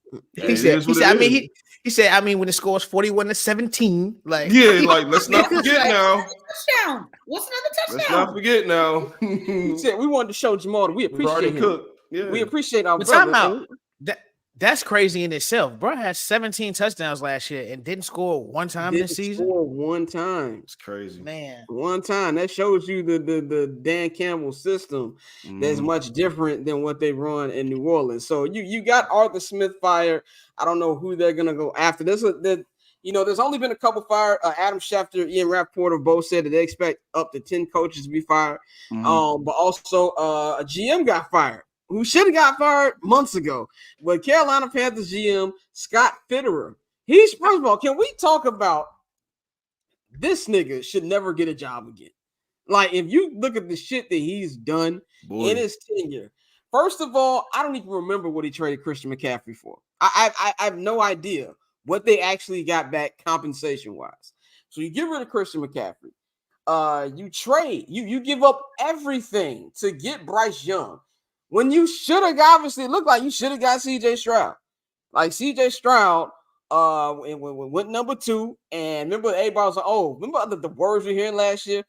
Oh, Bryce Young, he's the basketball Steph Curry. And that just goes into draft analysts. Drafting quarterbacks is a toss-up. Just like what Bang said about, with Caleb Williams. They're comparing this nigga to Jesus. We don't know who these guys are going to be when they play, because as nice as CJ is now, CJ was nice in Ohio State, but I don't think anybody saw this, and especially not in year one. So you go over, you didn't get CJ Stroud, and then you get Bryce Young. You put him in a shitty position with a shitty coach and a shitty offensive coordinator, and then not only do you trade the pick to get Bryce Young, you include DJ Moore. Like, they just threw that nigga in there. Like he's not fucking DJ Moore. Like, this nigga, and DJ Moore even said in his exit interview today, he said, I think I had something to do with him getting fired. I hope he lands on his feet. DJ Moore is DJ Moore. Just being around DJ is funny as shit because he says in such a polite way, but he means what the fuck he be saying. And so that's what made it funny. But on top of that, you give Ryan Poles a get out of jail free card. Okay, let's just say that Justin don't work out here. I'll give you Caleb Williams, which is the situation that the Bears in now. So he should have been fired months ago. So then you got that. So he got fired. Riverboat Ron Rivera, he got fired. Magic Johnson, look, I will say this from being in Los Angeles. Do not get Magic Smile fucked up. I don't know. Might need to go back to his playing days. Magic is a killer, okay? He does not like to lose. And the way the Commanders losing, we knew change was going to happen. Yeah. Riverboat Ron is out of there. They brought fucking Bob Myers. Bob Myers, dog. The fucking Golden State Warriors brought Bob Myers in. They put a committee, and they're going to be trying to see who's going to be the next guy. And this is something the Bang has been talking about for weeks about look out for the Commanders. Look out for the Commanders. Commanders have the number 2 pick. Caleb's from the DC area. That's going to be somebody that you're going to have to pay attention to, man. So if you look at all these firings and, of course, a hiring and Wait a minute. Bob Myers. Wait a minute. I got an update on that. I got an Okay. update on the now, I don't know how true this is, but I am in, I used to live out in the area. So I got word that he don't want to be out there either.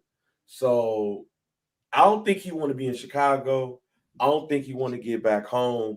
So let's just say that if the Bears do trade the pick, I will not be surprised if it is a team probably in a warm weather climate that may do whatever they need to do to get that number 1 pick. Because I just got a feeling that Buddy has Who's in a don't warm want to climate be. who gonna get with the Bears? Because the Bears also need to get Marvin Harrison or at least Malik Neighbors. Who's gonna be in that top 5?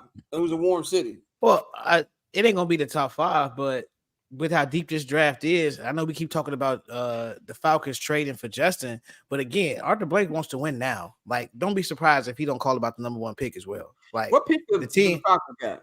They got 9. They 1 pick in front of Caleb us. Williams translates No, to the Bears have Falcons 9 right the now. Bears have 9. They got 8. I mean, the this Bears might got be 8? with the Falcons. Yeah, the Bears are 8. Okay.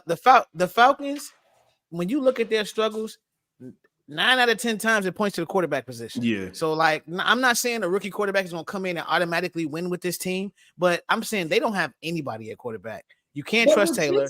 Would you trust Justin Fields as quarterback in Atlanta over rookie Caleb Williams? It depends who the coach now. It depends who the coach. Yeah, But it depends on also- the coach. But depends on the coach. I think the two teams that you got to watch out for is the Raiders.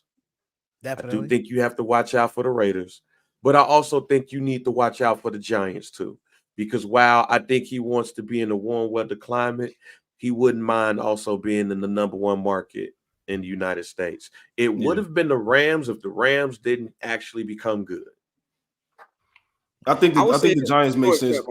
I think the Giants make sense too because, like, you got to remember, like, Daniel Jones is not their guy. Dayball and Shane he's not their guy. So, like, they don't really have anything to lose, And then he helped them out basically by getting hurt like that. He, towards ACL, he already had the neck injury, got a bunch of injuries piling up, and they come into this draft like, look, we got the picks. We made the Leonard Williams trade. We got the pick from Seattle. They started, losing and shit. So that pick is like I think it's 39 or 38, something like that. So we got 2 second-round picks. We got the number 6 pick.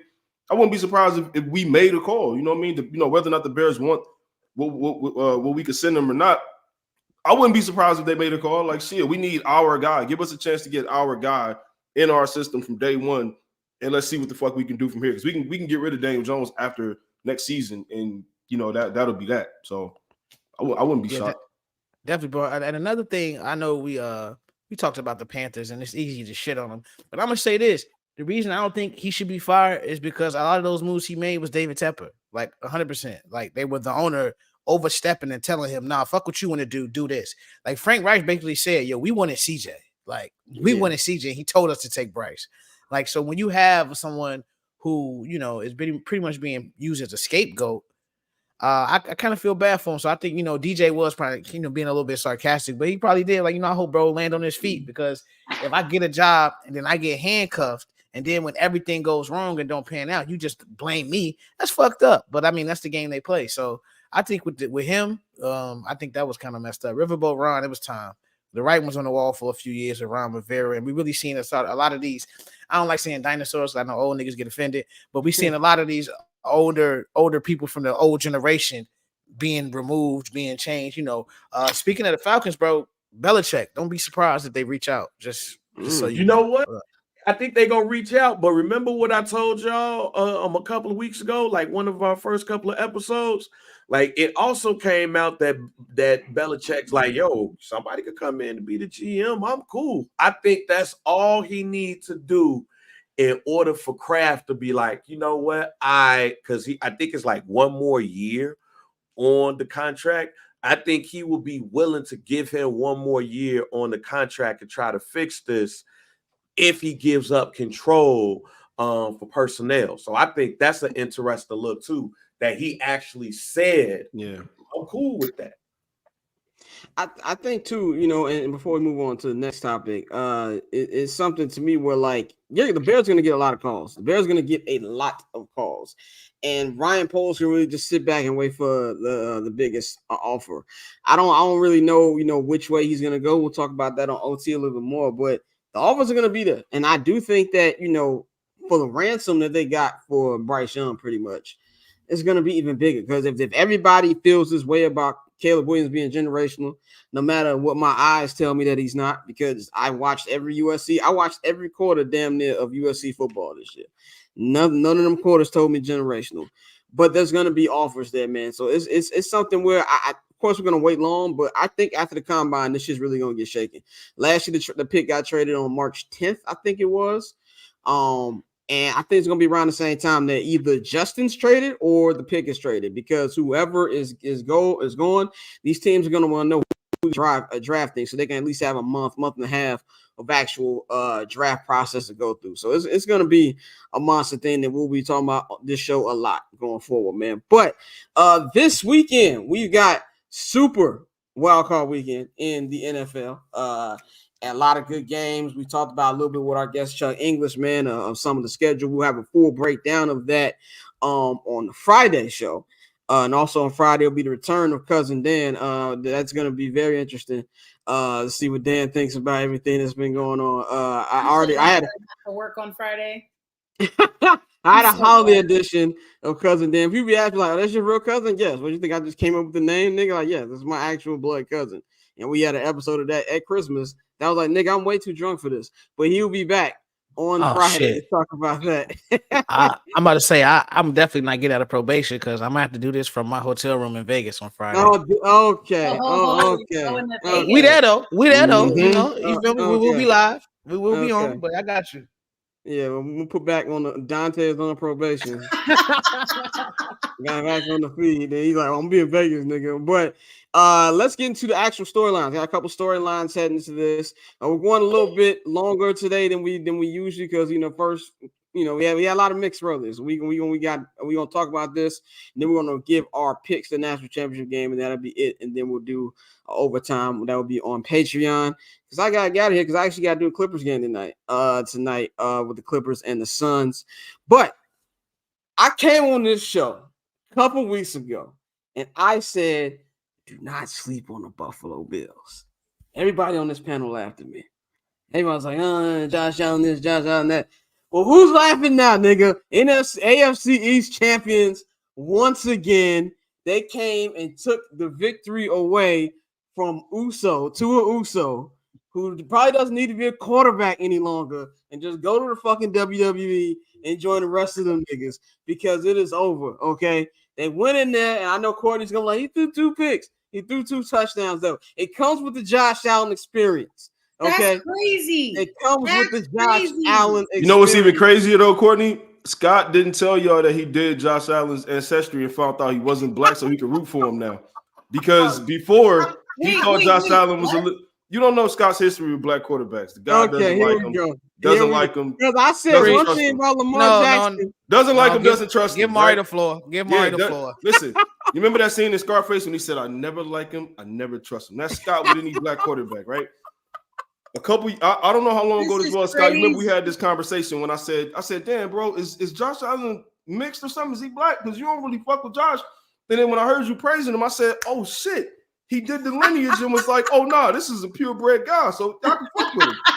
So I'm just letting you know now, that's what's crazier than him talking about the Josh Allen experience and all. Just understand the history of it. That's all. Look, man, I have been wrongfully accused of this for the last 6 years since this network started. I don't even remember who. I don't know if it was Maury or Pierce. Shout out my man Chops, because Chops was on the episode with us years ago.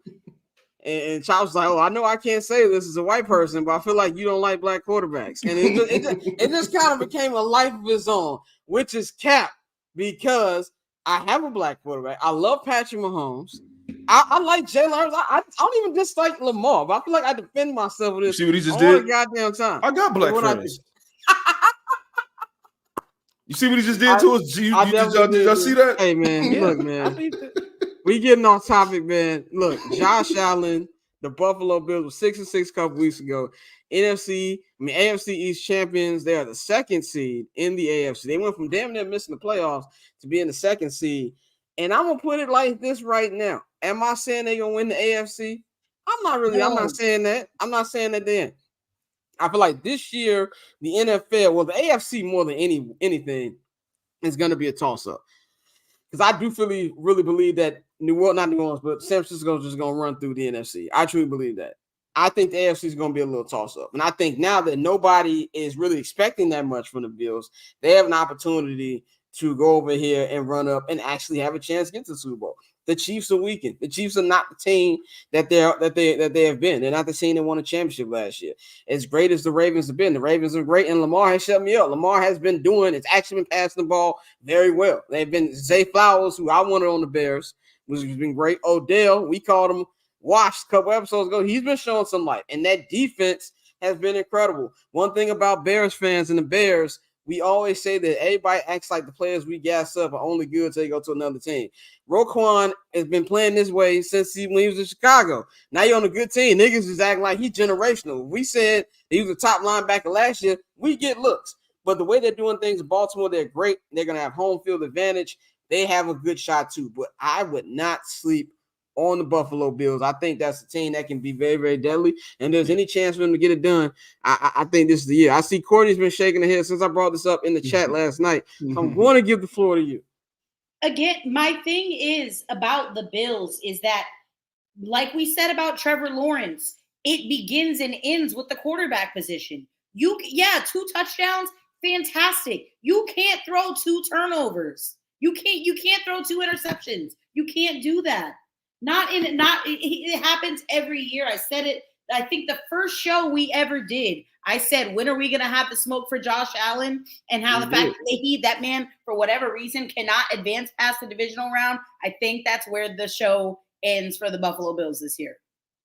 Again, another season of mediocrity. And hopefully we sit down and finally have a conversation about who the real problem is. And it's the guy who was sitting up there talking about 9/11. Bang, I'm going to go to you because you also laughed at me when I brought the Bills. So the floor is yours.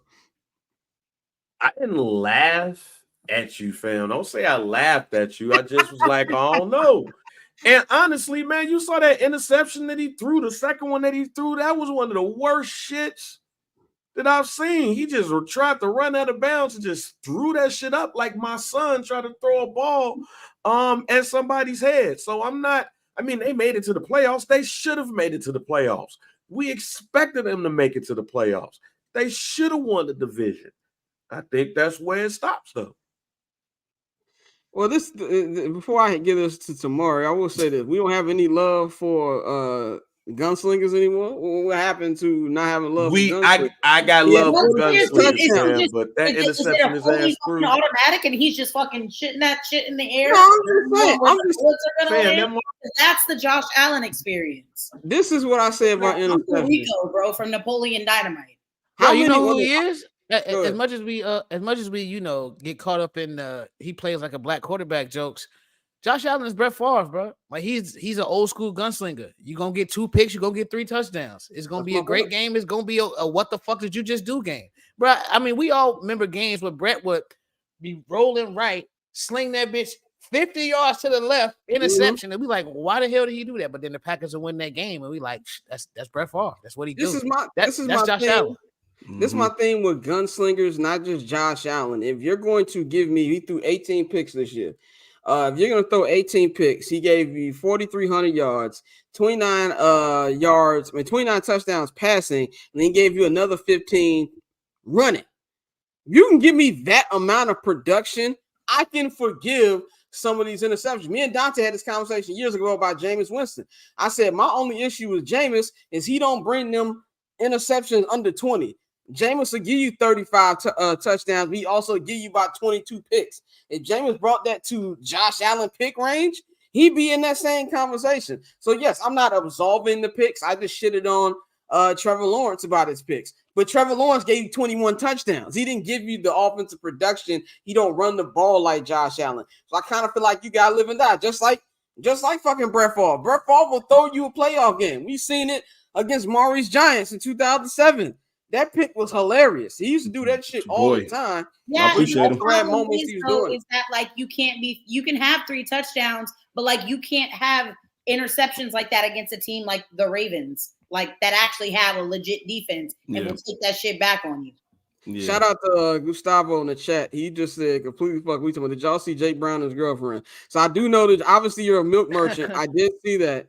But we are just too close to Black History Month to me to be commenting on that right now. Yeah. A white woman dressed like a speed skater, you know. Somebody leave me up. That's me. Hey, justice for my wag girlies, okay? It's fire. Well, we're not about Let me go Google this. Okay, we're gonna we are too close to Black History. Dr. King Day. My personal aesthetic. Dr. King Day is in a week. She had that shit on though. He had on Dr. King Day. We will not be talking about things from Babylon for the next week on this show. Well, I'm about to go search though. But Maury, what you think about the Josh Allen conversation and the Bills in general? Yeah, I fuck with Josh Allen, bro. That's my guy. I like him. I'm rooting for Big Griselda to win it this year. I think also like they kind of like you said, people were sleeping on him. I think that they got the best chance. You know, this is to me, this would be their best chance to win it all, or at least get to the Super Bowl. Because you said, the Chiefs aren't looking like the Chiefs that we know. The Bills are fake, like sneaking up on people kind of now, because it's like they was looking at them like, nah, they ain't gonna be shit. They might not even make it. But now they got a chance. So I'm rooting for them.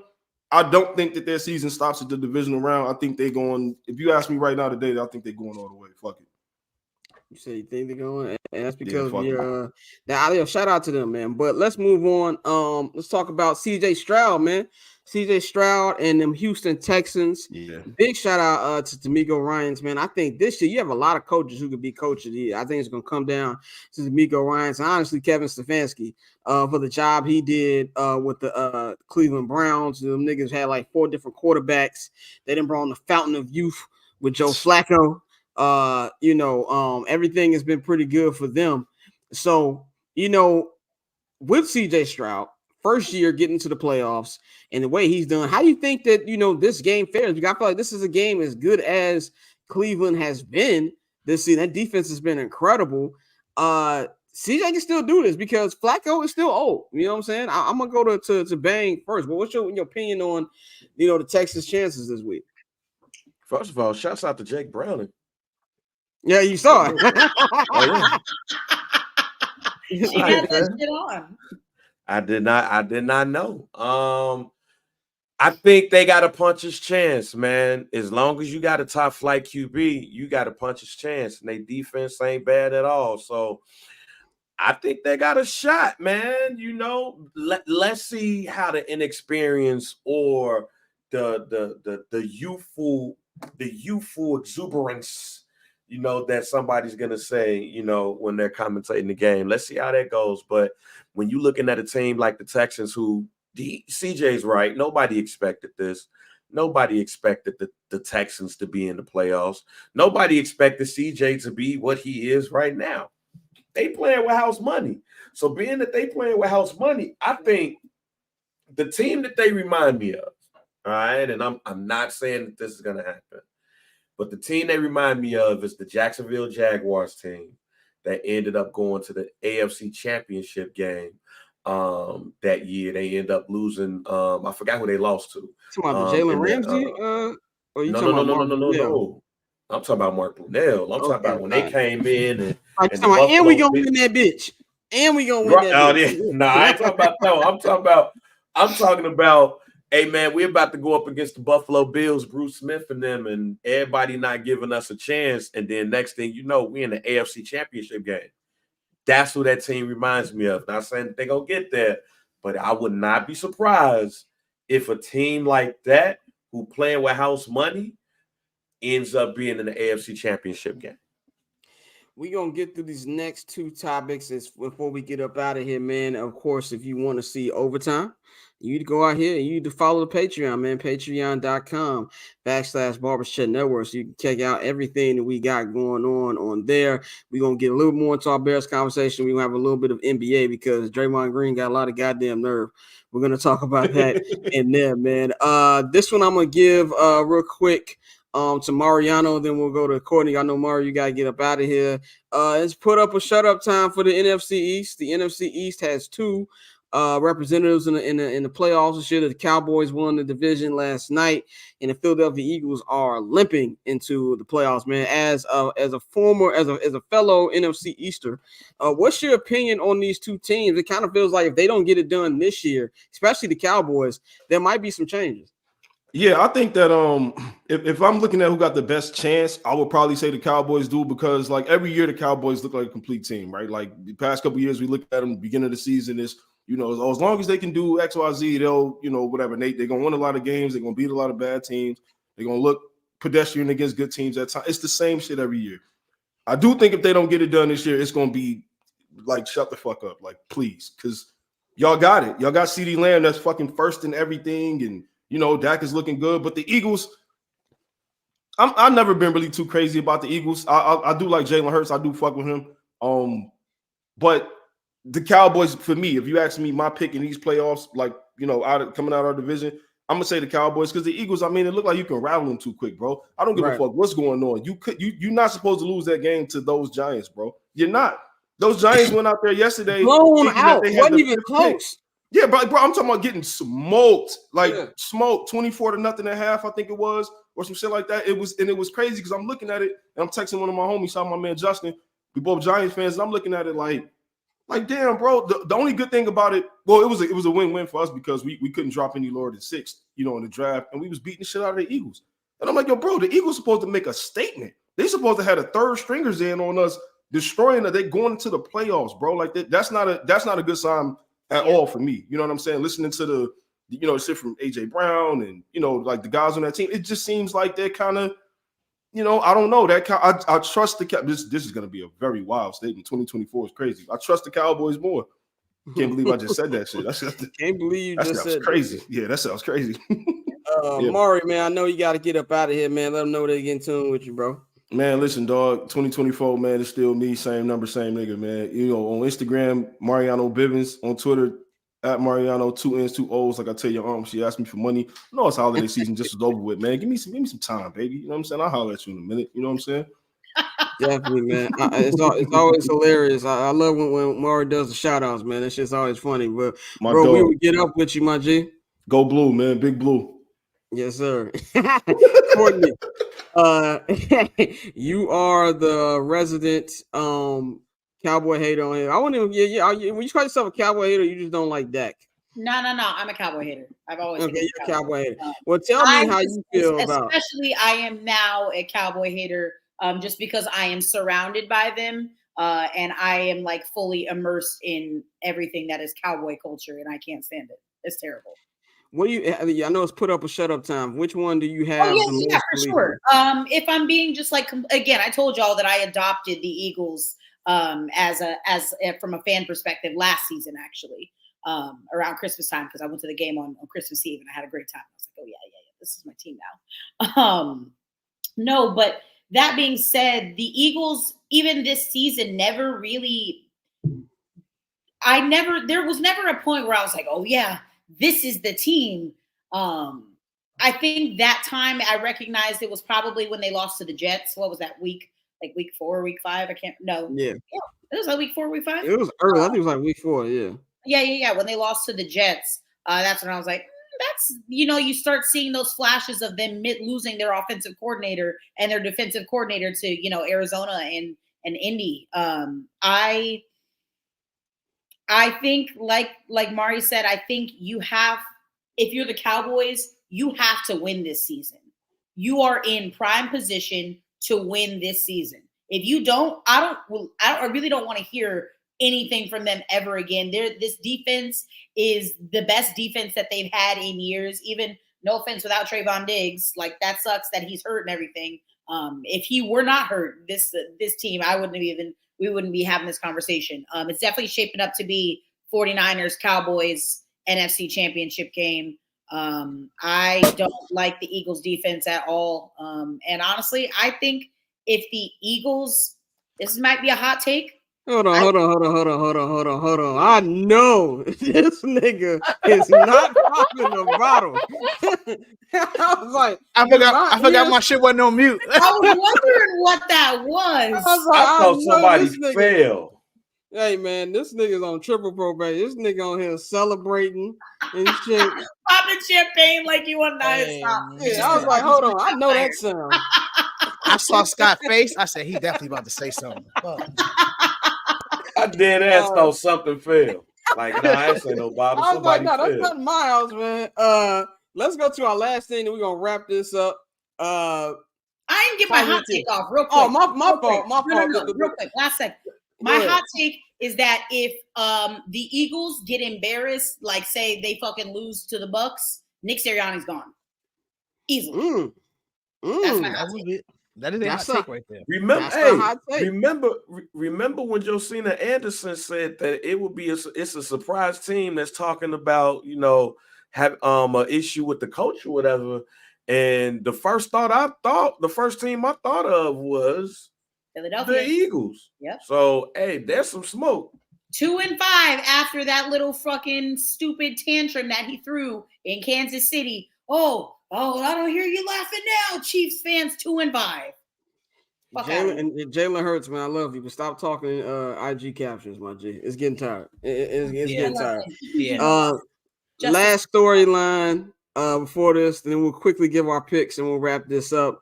Tyreek Hill. Everybody was talking about Chiefs Dolphins earlier this season. That was in Germany, the game that got the Bears boosted out of there, and I was very disappointed because I wanted to go to Germany instead of being in fucking Kansas City for the second time in fucking 6 months.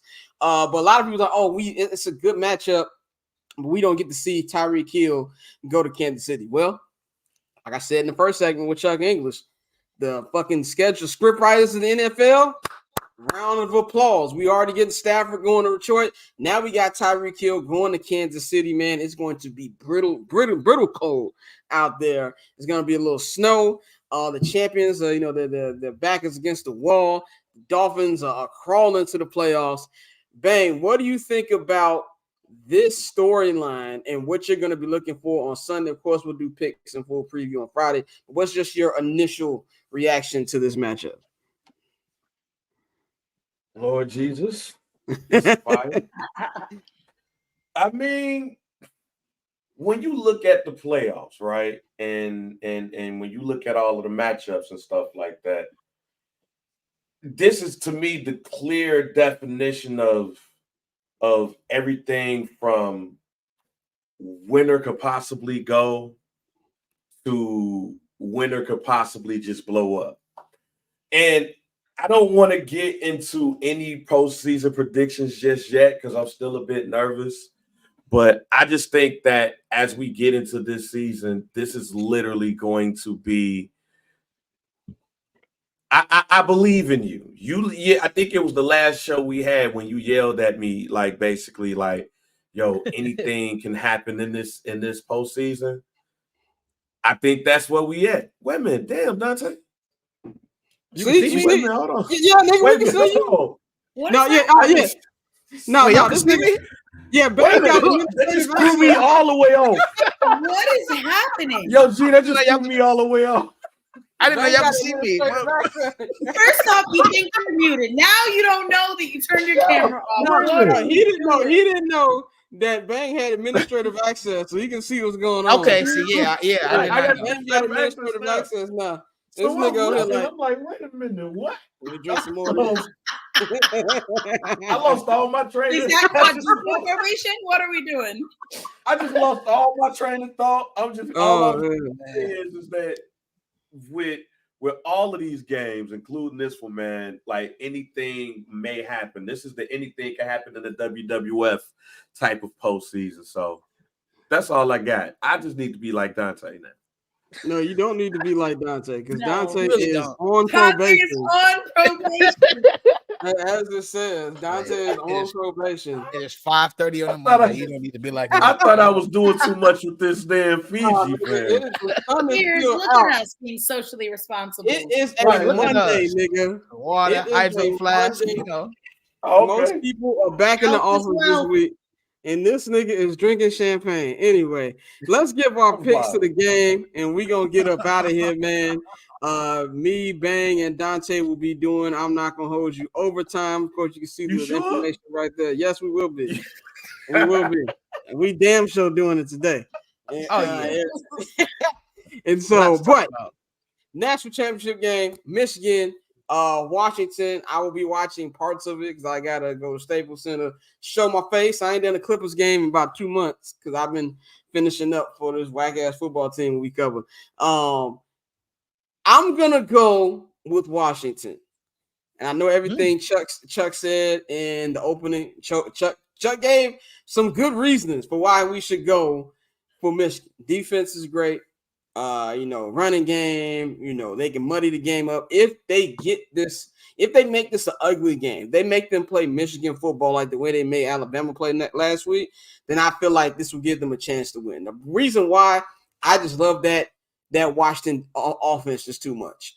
The reason I picked Washington last and when we did our our picks for the playoffs, because I believe in the quarterback. I believe in Michael Penix Jr. And I think this is the playoff run that's probably going to boost his draft stock a little bit. Of course, he can help himself more in the combine and things like that. But I just feel like this is his moment. I do think it won't be as high of a scoring game as last week because the defense is better. And I do think there'll be opportunities for Michigan to score because Washington's defense isn't that damn good. But I just believe in them better. I believe in Michael Penix more than I believe in J.J. McCarthy. And that's ultimately where I go with it. Courtney, you say you're not watching. Give us some good recommendations. So again, if anyone has any movie recommendations for your girls, I got one for you. We 3 weeks away from Black History Month. Watch Rustin on Netflix. I thought you were going to tell me to watch Roots. I thought no. Matter of fact, thank you for the summer sessions topic. Tomorrow, Bang, you gonna hear my Roots story on summer sessions tomorrow. I got a story about the first time I saw Roots. And I was laughing in front of company, and I shouldn't have been doing that. But we'll talk about that tomorrow on Summer Sessions. Roots story. Thank you, Courtney, for the reminder. I would love to say that Washington is going to win because I really am a fan of Michael Penix Jr. But I just, like I said it earlier, I think that the team that, regardless of what team was coming out of that side of the bracket, the 1 seed or the 4 seed was going to win the game. And I think ultimately Michigan's defense here is the difference maker.